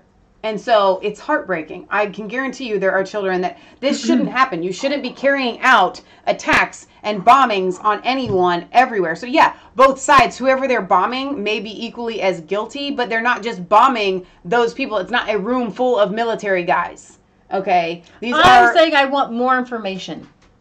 I'm saying that these are senseless bombings and they shouldn't be happening at all. But I want more information. I want more information about the people that were bombed. I want more information from the people in Afghanistan. So send somebody to get some translators. Right. I want to hear their stories. Right. I want to look into their eyes. I want to hear what they're having to say. I have looked into the eyes of women who, they were in such horrible marriages under the Taliban that they burned themselves alive because when they burn themselves, then they can go into the hospital.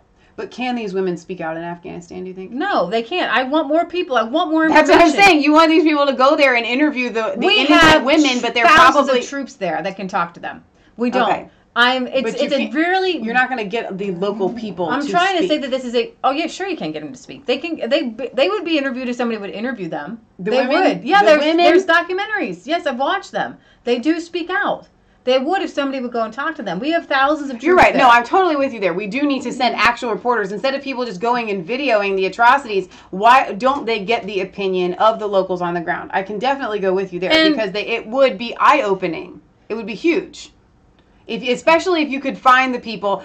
If you lived in this place where these things are happening day in and day out, and your fellow mother, brother, sister, cousin, everybody probably knows somebody that has been attacked in some sort of bombing. You're right. You are going to get people that would speak out, and it is the responsibility of the Western media to get in there and get on the ground and get the reports. But I just fear that these women would be too afraid to speak out. I'm saying that I don't have enough information in this situation to say. It's kind of like with Syria, right? You immediately see the bombing and you say Bashar al-Assad uses chemical weapons. Right. I'm saying that we don't always have enough information. I'm not saying that I know the Taliban is evil and wicked, and watch out because they're coming. When they come in from Afghanistan into Europe, they don't let you know whether they're part of the Taliban or not. Mm-hmm. They don't tell you whether you need to sit these people down and say, are you hardline Islamists? How do you feel about treating women? Do you feel women have equal rights? If you don't have the same views on life, then you don't get to come into countries. Western civilization is better because it is Christian. Right. Because we treat people better. Because you don't, and that's the thing though, Leah, that you don't carry out attacks of war. They consider this war, hands down. You don't carry out acts of war, in my opinion, even if you're the good guys, on innocent people. These bombings on innocent people,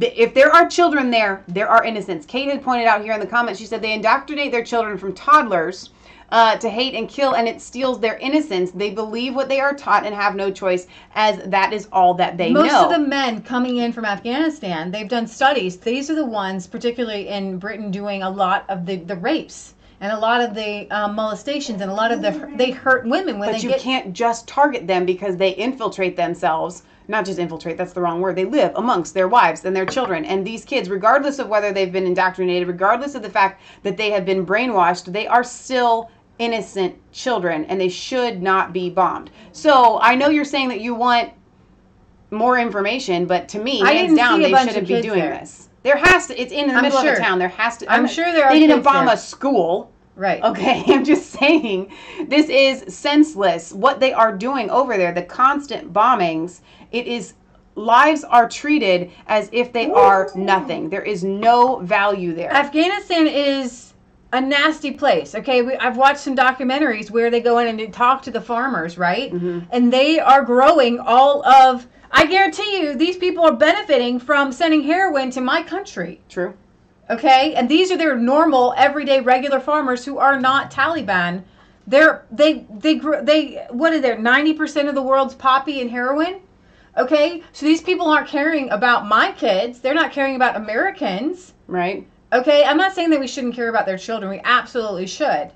All right, but my reason my heart didn't jump is because these weren't regular, normal people. If these are criminals themselves, maybe they're forced into criminal behavior. Right. Okay, like in Mexico, but they are still sending heroin out to kill people. But we can't look past. I'm sorry, I can't. You're wanting to defend the Baka boys, right?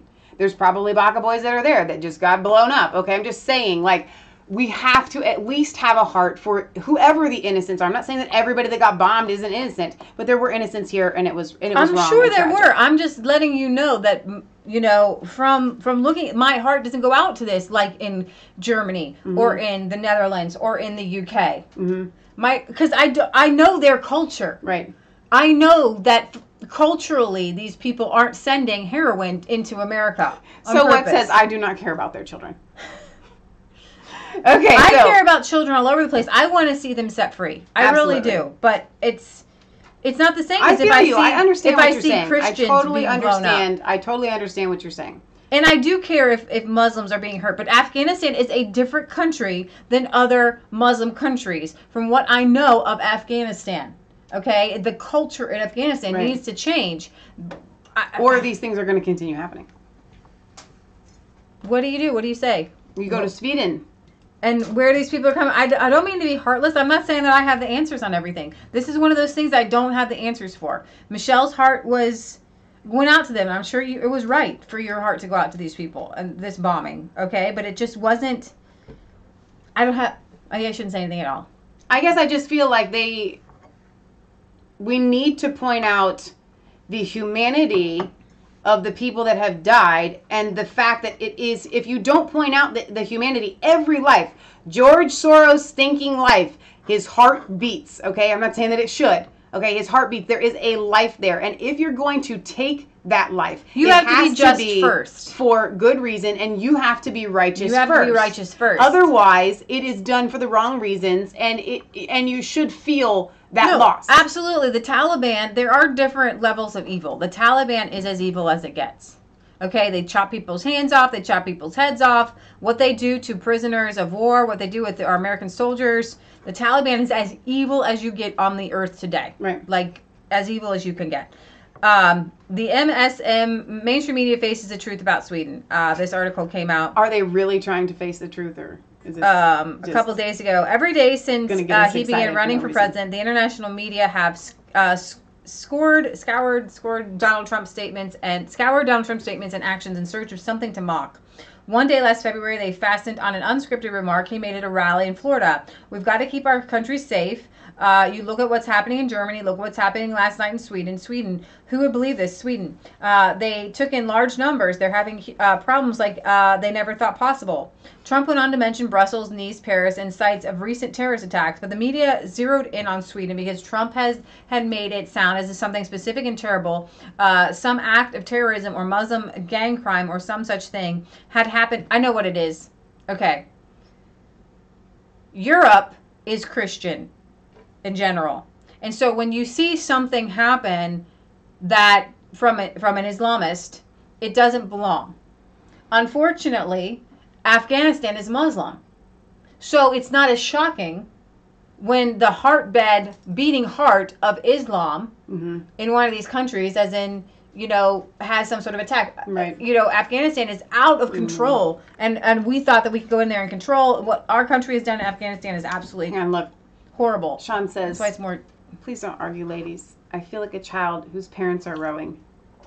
We don't use that word here, rowing. We should. It sounds better. Rowing.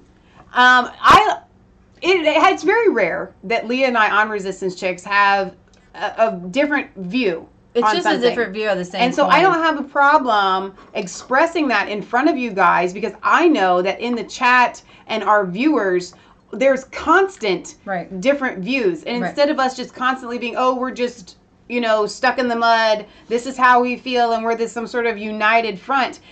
Whatever our view is, we're going to give it to you, and you guys can dissect it. And I think that it's really healthy sometimes to have a dialogue between two people that are open to the other side and the views of the other person. So it's really rare that we disagree on something, but I think it's really healthy for you guys to see. I just want more information. I want, there's a lot of things where I want somebody to convince me.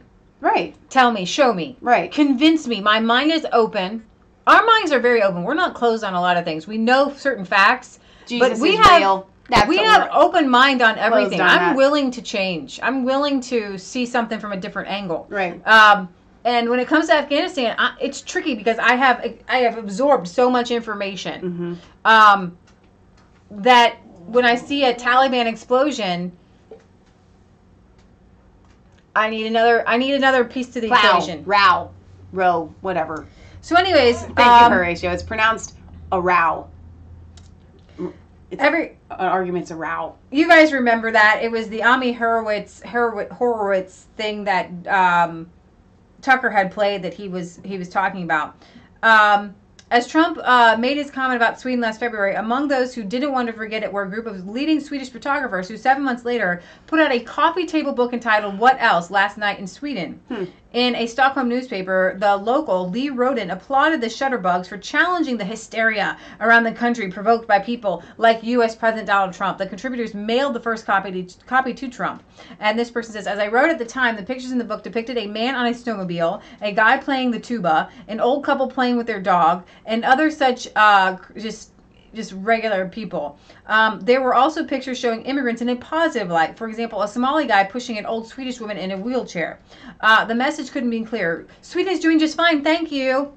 The Muslims have integrated wonderfully into Sweden. Yet as the months went by, more conscientious observers found other reasons to recall Trump's remark. In April, after a terrorist ran down pedestrians with a truck in Stockholm, the UK Telegraph actually published an article whose headline explicitly raised the question of whether Trump had perhaps been right.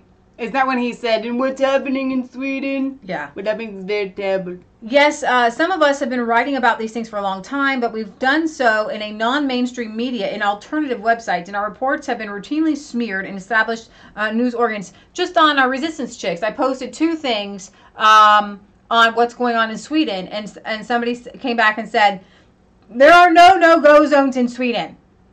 And then RT puts out this whole, like, little map with all the no-go zones that are growing, where people can't even deliver, like, mail and packages because it's so dangerous. The police don't even go in these areas. Forget Amazon, man. There are no-go zones. No to the no on the no-go zones. So, basically, the mainstream media is finally catching on, but a little too late. Even the New York Times got into the act, sort of, on December 10th. They reported that a Molotov cocktail attack on a Gothenburg synagogue, of course, being the Times, it managed to sidestep the words Muslim and Islam, even though it was clear what was going on. Yeah. About 10 young people began setting fire to objects and throwing them at the synagogues. Cop arrested 3 men in their 20s. This followed an anti-Israel protest in which participants waved Palestinian flags. 4 days after its report on the synagogue bombing, the Times ran an op-ed headlined "The Uncomfortable Truth About Swedish Anti-Semitism." Let's see, if any paper in the world enjoys higher cred among cultural elite than the New York Times, it's the Sunday Times of London, which on January 21st ran its own surprisingly frank article about Sweden headlined, "Teens Roam Streets with Rifles as Crime Swamps Sweden." Subheadline, "The Army may be called in to halt a gang surge in immigrant areas." Yes, the reporter, Bojan Penjevsky, writing from Malmö, felt a need to balance out the nightmare picture with a statement that read like wishful thinking. Sweden is among the world's safest, richest, and best-run countries, enjoying steady growth and rising employment. But this attempt at reassurance was given the lie by his scrupulous portrait of today's Sweden at its worst. The ongoing surge of gang shootings, bombings, and sexual assaults. By the way, you can't own a gun, I don't think. Can you in Sweden? Can you no. legally? No. Guns legal? The overstretched police. Every day I've seen some article where police can't respond to sexual assaults because there's not enough police. Donna says, so we worry about the children when their parents use them as sacrifice. That is what the press does in the United States. Every time you hear about a riot, fight, or mob action, and they always describe it as teens. Because then you feel sorry for them, or young men. You know what? I don't think in your 20s you can still even be considered a young man. You're just a man at that point. But they're trying to, I get what Donna's saying here, they're trying to make you feel a little bit sorry for them. Like, maybe, well, because they're young, it's not quite as bad. Yeah, so I'm going to pick up Peter Sweden here. The Canadian and British Foreign Office have now issued an official travel warning to the Swedish city of Malmö. They are warning of massive gang crime and hand grenade attacks that's happened in the Swedish city. Governments are now warning people from traveling to Sweden in 2018. Here's a source here. I'm sure Google will translate it if you so wanted to read it. But let's see. Warnings for gang crime in Malmö and official travel advice. Literally, you have governments issuing travel advice to Sweden. But there's no no-go zones. Travel advice to Sweden. Travel advice. Don't go to Sweden. Don't go to Malmö. And you know what? It hurts my head here because... And I say this all the time on here, and I don't know if you guys are getting tired of hearing it, but I think you must feel the same way as I do. Growing up, we just have this picturesque view of European countries here in the United States. And it's this kind of far-off longing to visit Sweden because of the Swedish, or to visit Italy because of the Italians, and to visit Germany because of the Germans. And it's gone now. It's just not only is the culture being completely swallowed up, now they're telling you not to travel there because it's just literally not safe. So I want to show you the spin here, right? So when you Google Swedish migrant gang crime, I want you to see that number 3 is Snopes. Why does Snopes get a number 3 spot? You do know that Snopes is not... They don't go to Sweden. They haven't fact-checked it. Just say Nopes to Snopes. These are people living in their basements. It's as if you and I search the internet and then tell people what's right or wrong and get the number 3 spot on a Google search where it says, Crime in Sweden Part 1, Sweden is a rape capital of the world. And then it says right here, false. This is the mainstream media narrative. And you know what? Snopes is actually number 4 there too. It kind of boggles my mind that the leftists, they still use Snopes. Now, a lot of the red-pilled woke ones do not, but I thought everybody knew that Snopes was just a divorced couple with cats. I mean... And he married some sort of, porn star.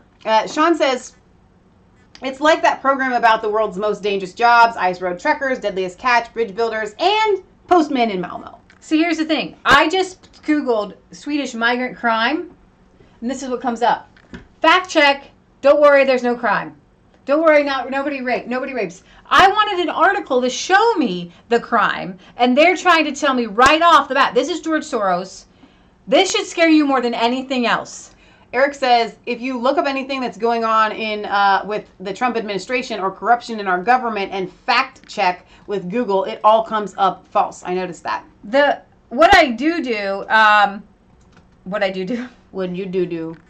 you do that. I find that if I go to Twitter, I can get better results, okay? Because they're not as filtered. So when I do Sweden migrant crime, I get Swedish authorities admit that they won't investigate rape cases because of enormous backlog of Islamic migrant gang crime under investigation. And that was from January 25th from the Christian Kurd. So do you remember when Hillary came out during the debates and was like, I have fact checkers? And Donna says, who fact checks the fact checkers? Right. Yeah. So we told you guys, we gave you this article. Sweden hell, armed migrant teams roam with Kalashnikovs and military may be deployed. So we want to end on hope. Talking about Afghanistan, talking about this Islamation. Every week we're going to tell you, Jesus is winning. Truth is winning. Absolutely. You are here because we're winning. Yep. The whole world is opening up their eyes, and we're separating the sheep from the goats, and the people who actually care. I don't want to be a goat. The people who care about people versus people who don't sing with me. Care about people. I was on a roll of saying something. But I thought you could remember it, and then come back to it. I don't want to be a goat. Nope. I don't want to be a goat. Nope. Walk around without any hope. I don't want to be a goat. Nope. I just want to be a sheep. Bah. I just want to be a sheep. Bah. Praise the Lord, my soul to keep. I forgot the words. I just want to be a sheep. Bah. And it's a Bible verse, guys, and separate the sheep from the goats. And so you've got good people and you have bad people, and the bad people can become good people. Yes, they can. However, not George Soros. You've got to be able to bring truth to them and not back down on the truth. And the truth is that Europe has been Islamized. It's being Islamized. You're tearing down churches and you're building mosques. Yes. There is a void inside all of us. There's a God-shaped hole in all of us, and the restless soul is searching. There's a hole. We all search for some meaning in life. Atheism doesn't really work. Sorry, Horatio. To fill most people's deep longing for meaning in life, and so it's going to be filled with something. Right. And I guarantee you want it to be filled with real Christianity. Right. It's like a good filling. And you don't want the world to be filled with Islam, because what you see in Islamic countries, what do you see as a result of Islam? What is the fruit of Islam? What do you see when you see countries who are run by Islamists? Thriving economies, kindness, goodness, caring, sharing, love, acceptance, tolerance. No, you don't. No, you don't. You don't see it at all. And so you do need morals, and you need people to constrain themselves with virtue. We covered this the other day, constraining oneself with virtue. And the Bible is awesome for that. It lays out a really great plan for loving your neighbor, taking care of people. Right. Socialists say, hey, Christian principles are great. We're going to force people to do them, which is very interesting to me. Socialism is actually a religion. And when you see socialist countries taking care of the poor and the weak and the meek, they say, that's great. Those are great things. We're going to force people to do them. Christianity says these are great things. We're going to ask people to do them. We're going to encourage people to do them. And that's the difference between what we have as a constitutional republic and what we're supposed to have versus socialism or communism. You definitely should be taking care of people. But Europe says you're going to do it my way or the highway. And they control what? Apricots or olive oil and the fishing waters. I mean, that's a whole other thing we didn't cover today was the fishing waters. The EU says they're going to go ahead and just take the fish. And the UK says, no, my fish. So it's pretty... Oh, I just wanted, so on this subject, so I had posted a video on my Facebook, and Barry Britt Baza, who's here with us, it was about evolution and creation, and he came back and he was saying, listen, I kind of think that the theory of evolution has a little bit more weight to it versus Christianity, and I was totally down for this discussion, but I wanted to read what he had said at the end of two of his comments. He says,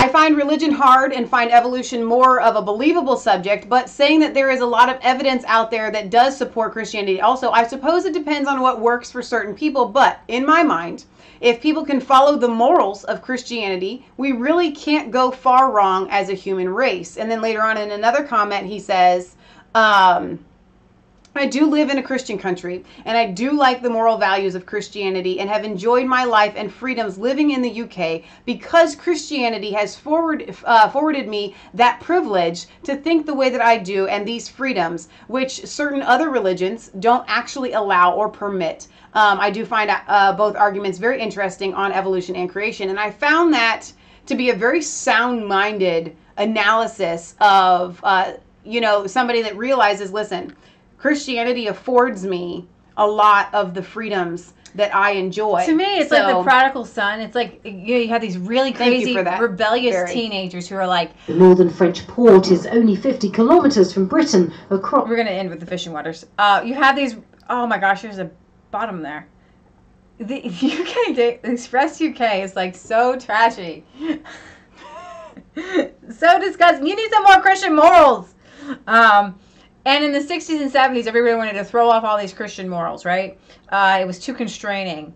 But really, you find out that, like, the morals that they were saying were actually just your parents loving you and saying, hey, this is how, and it's like parents teaching you how to be good, not to steal, not to vandalize, right, to love people, to love one spouse for the rest of your life, right, to make sure that you marry a good person so that you can be with them for the rest of your life, to not sleep around, because you can get STDs and children out of wedlock and things like that. So it's like kids coming back, it's like they ran so far, they ran into Islam. Now they're turning around and running back. Yeah. Come back. All right, fishing waters. Fishing waters. You're going to play that or you're going to read it first? The EU to stick, is the bottom there. EU to stick 2 fingers up and steal fish if UK takes back control of sea post-Brexit. All right, so here we go. French port is only 50 kilometres from Britain across the English Channel, but fishermen worry it will no longer be possible after Britain leaves the EU. We mainly fish in English waters at this time of year, so if that is taken away from us, life will be very hard. Of the 35,000 tonnes of fish that are landed here each year, 2/3 are from UK waters. So the UK needs to take its waters back and make a trade deal with the French. That's how this works, country to country.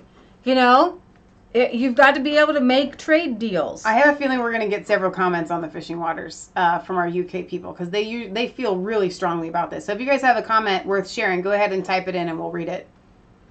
It says mackerel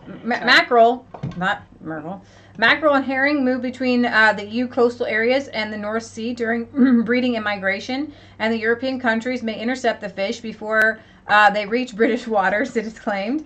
Alan Hastings from the campaign group Fishing for Leave accused the EU of being childish.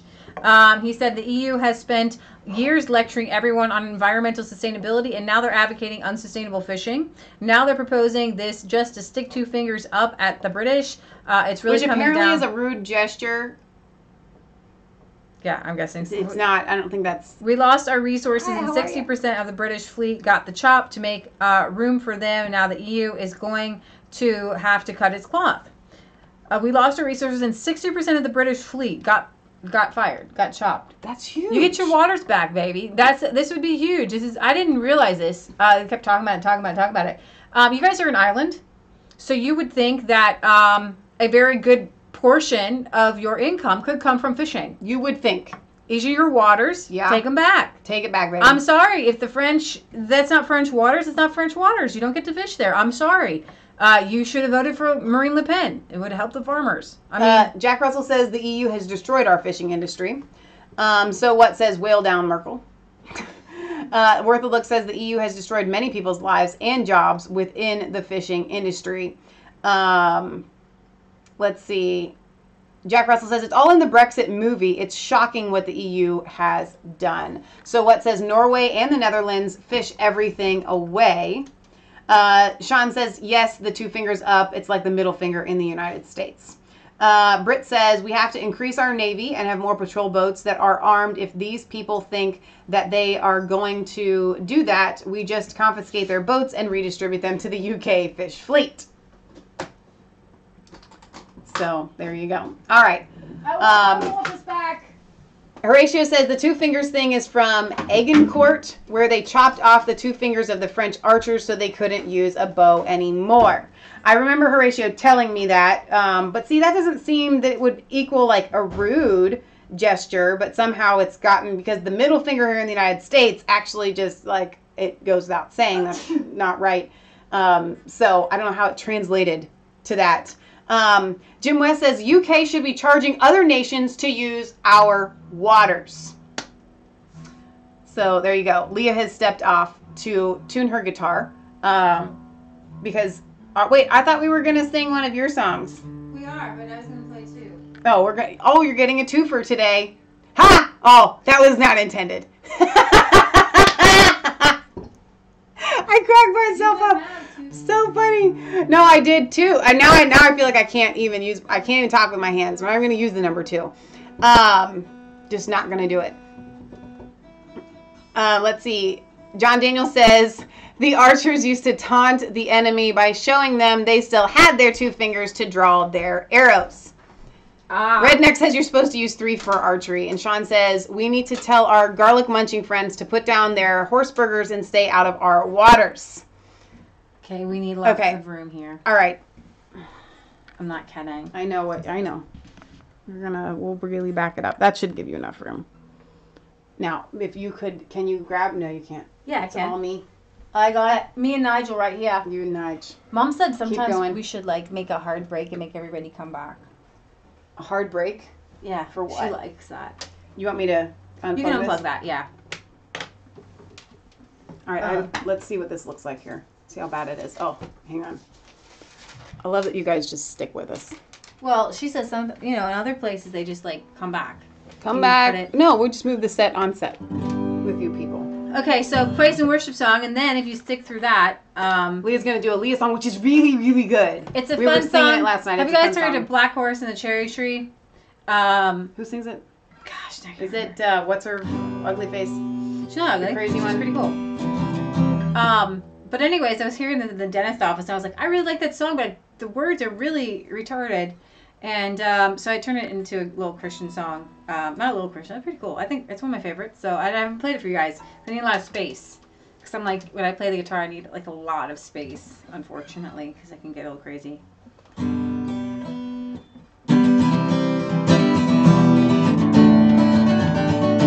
Have you guys heard the song? Horatio's leaving us. His Skyline is ready. Are you kidding? You're going to want to hear my Black Horse and the Cherry Tree song. I'm not even kidding. Come back for that one. But his Skyline is ready. That's our Cincinnati chili that he makes. You all need the recipe. We should just do a video on how to make a Skyline. What song are we singing? Very much. Okay.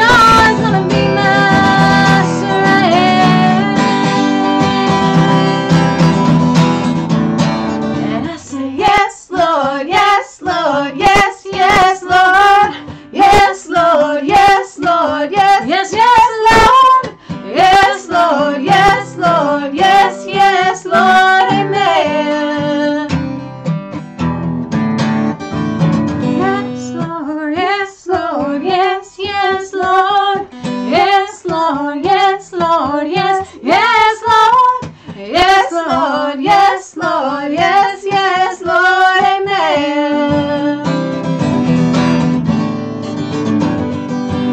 I'm trading my sorrows, and I'm trading my shame.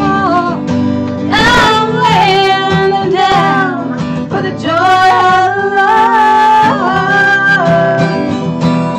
You sing it. I'm trading my sorrows, and I'm trading my shame. I'm laying them down for the joy of the Lord.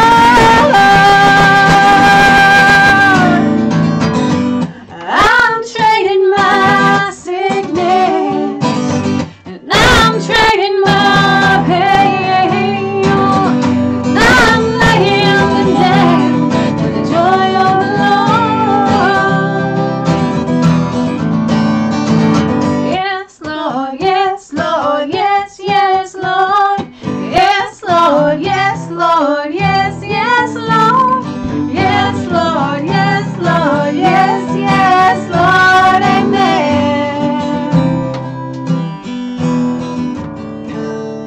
Sydney came.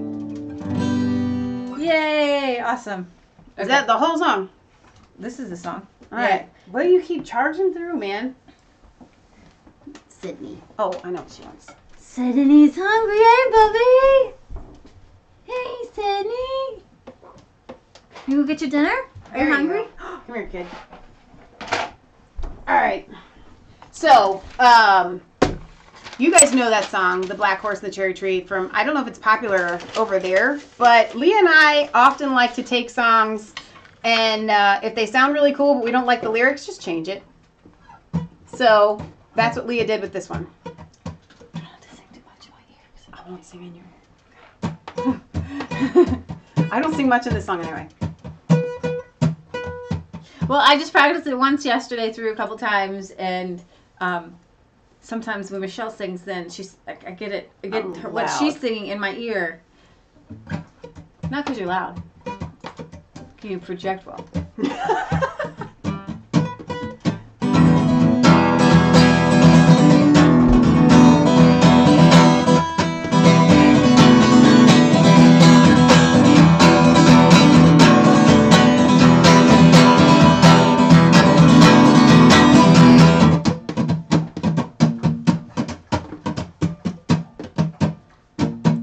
Sorry, my pick up. Well, the devil said to Eve in the Garden of Eden, won't you come take a bite of my tree? God really say a little pie would hurt, this sin tastes good, won't you follow me? So she listened to him and walked his way, then Adam made some too, then everything changed. By one man's sin, all mankind fell. If you listen to the devil, all God's away. I said no, no, no, no, no, no. I said no, no, hey, you're not the one for me. I said no, no, no, no, no, no. I said no, no, hey, you're not the one for me.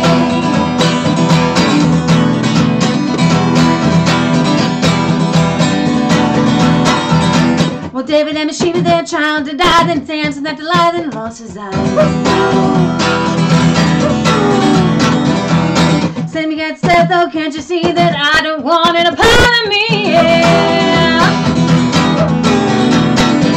Now it's a trick of the devil, he makes things fun, but you won't be laughing when the day is done. Jesus died to set men free, so you can walk with him eternally. Yeah. And I said no, no, no, no, no, no. I said no, no, you're not the one for me. I said no, no, no, no, no, no. I said no, no, you're not the one for me.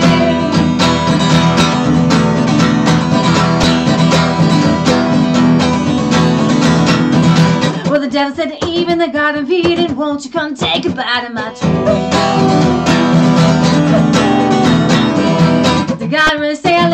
heard this and tastes good, won't you follow me? So she listened to him and walked his way, then animates into then everything changed.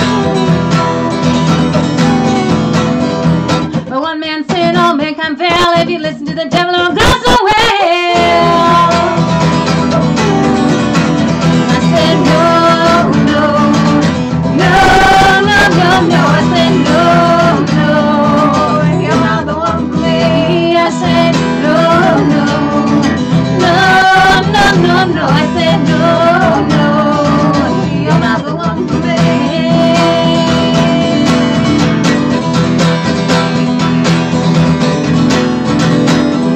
Now David and Bathsheba, their child died, and Samson lived alive and lost his eyes. Sin begins death, oh can't you see that I don't want it a part of me? Now it's a trick of the devil, he makes things fun, but you won't be laughing when the day is done. Jesus died to set man free so we could walk with him eternally.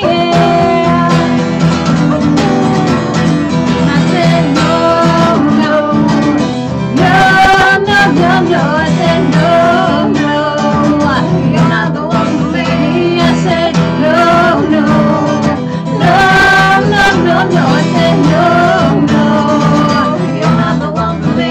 I said no, no, no, no, no, no. I said no, no, you're not the one for me. I said no, no, no, no, no, no. I said no, no. You're not the one for me. I said no, no, no, no, no, no. I said no, no, you're not the one for me. I said no, no, no, no, no, no, no, no, you're not the one for me. I said no, no, no, no. No, no, no, no, no, no, you're not the one for me. Oh, Jesus, no, no, you're not the second me. Oh, Jesus, no,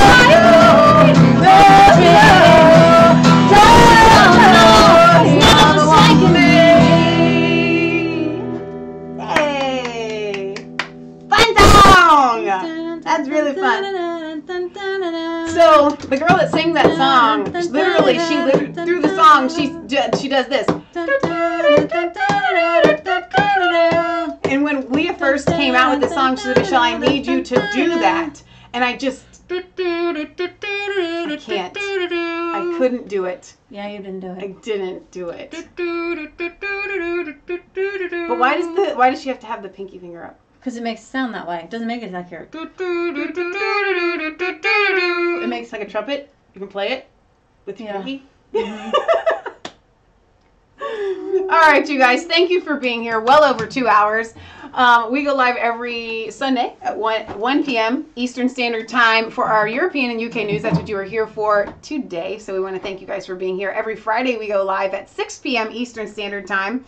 And anywhere in between, we're still working with YouTube. That's not a real word. We're emailing and waiting. That's not really working. We're working on a system-wide fix. Right. We will be back to Mass Faith 3. I'm convinced. You just put the mic in front of the thing. But we have a P.O. Box, 107, Milford, Ohio, 45150. And you guys can send us your letters. We will read them on air. So be sure to do that. I know a couple of you guys have recently said, I'm sending stuff. So there will be things coming. Hello. Well wishes to Tracy, who I think is doing better. Our camera's having trouble focusing. It doesn't know what to do here. So Sean was here today. So thank you very much for being here. To all of our moderators. Thanks soon, Tracy. Sean, and Kelly, we are Sooks, praying for you Will, and your family. Maia, Gary, Justin. And thank you, Justin, for your video that you contributed to Resistance Chicks today. Raise your hand if you guys would like to see Justin contribute some more. More from the Mank. More videos from the Mank. I want to call it like drive-by news from the UK because it was so fast. You need to upload that onto your channel. I'm sure Horatio has something to say too, but Horatio does have lots of things to say. We just need to convince him to say them. Yes. All right, so we're going to sign off here. We'll see you back sometime this week. Who knows when. We love you. God loves you. God loves you. God bless. Don't forget to leave your comments in the comment section after the video processes so that we can read them later. All right, you guys. Good night and God bless.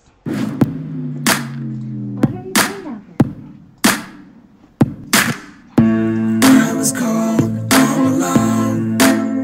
No place for home every day. So afraid, but you called my name. Took my eyes to the light.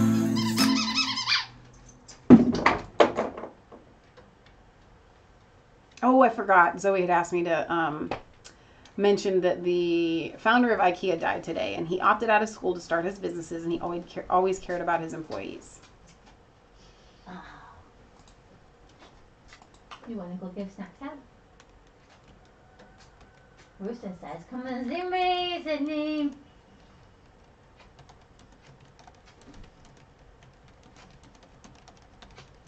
You came right up those steps when you heard us play the guitar, didn't you? Came right up those steps.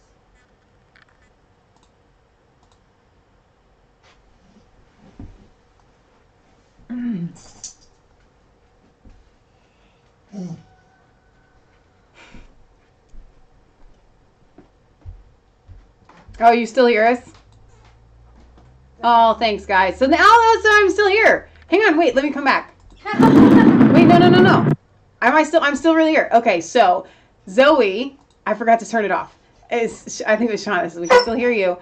She had said that, she said, could you mention that Ingvar Kamprad, the founder of IKEA, has died. He opted out of school to start his businesses. He always cared about his employees. So IKEA has become a huge conglomerate here.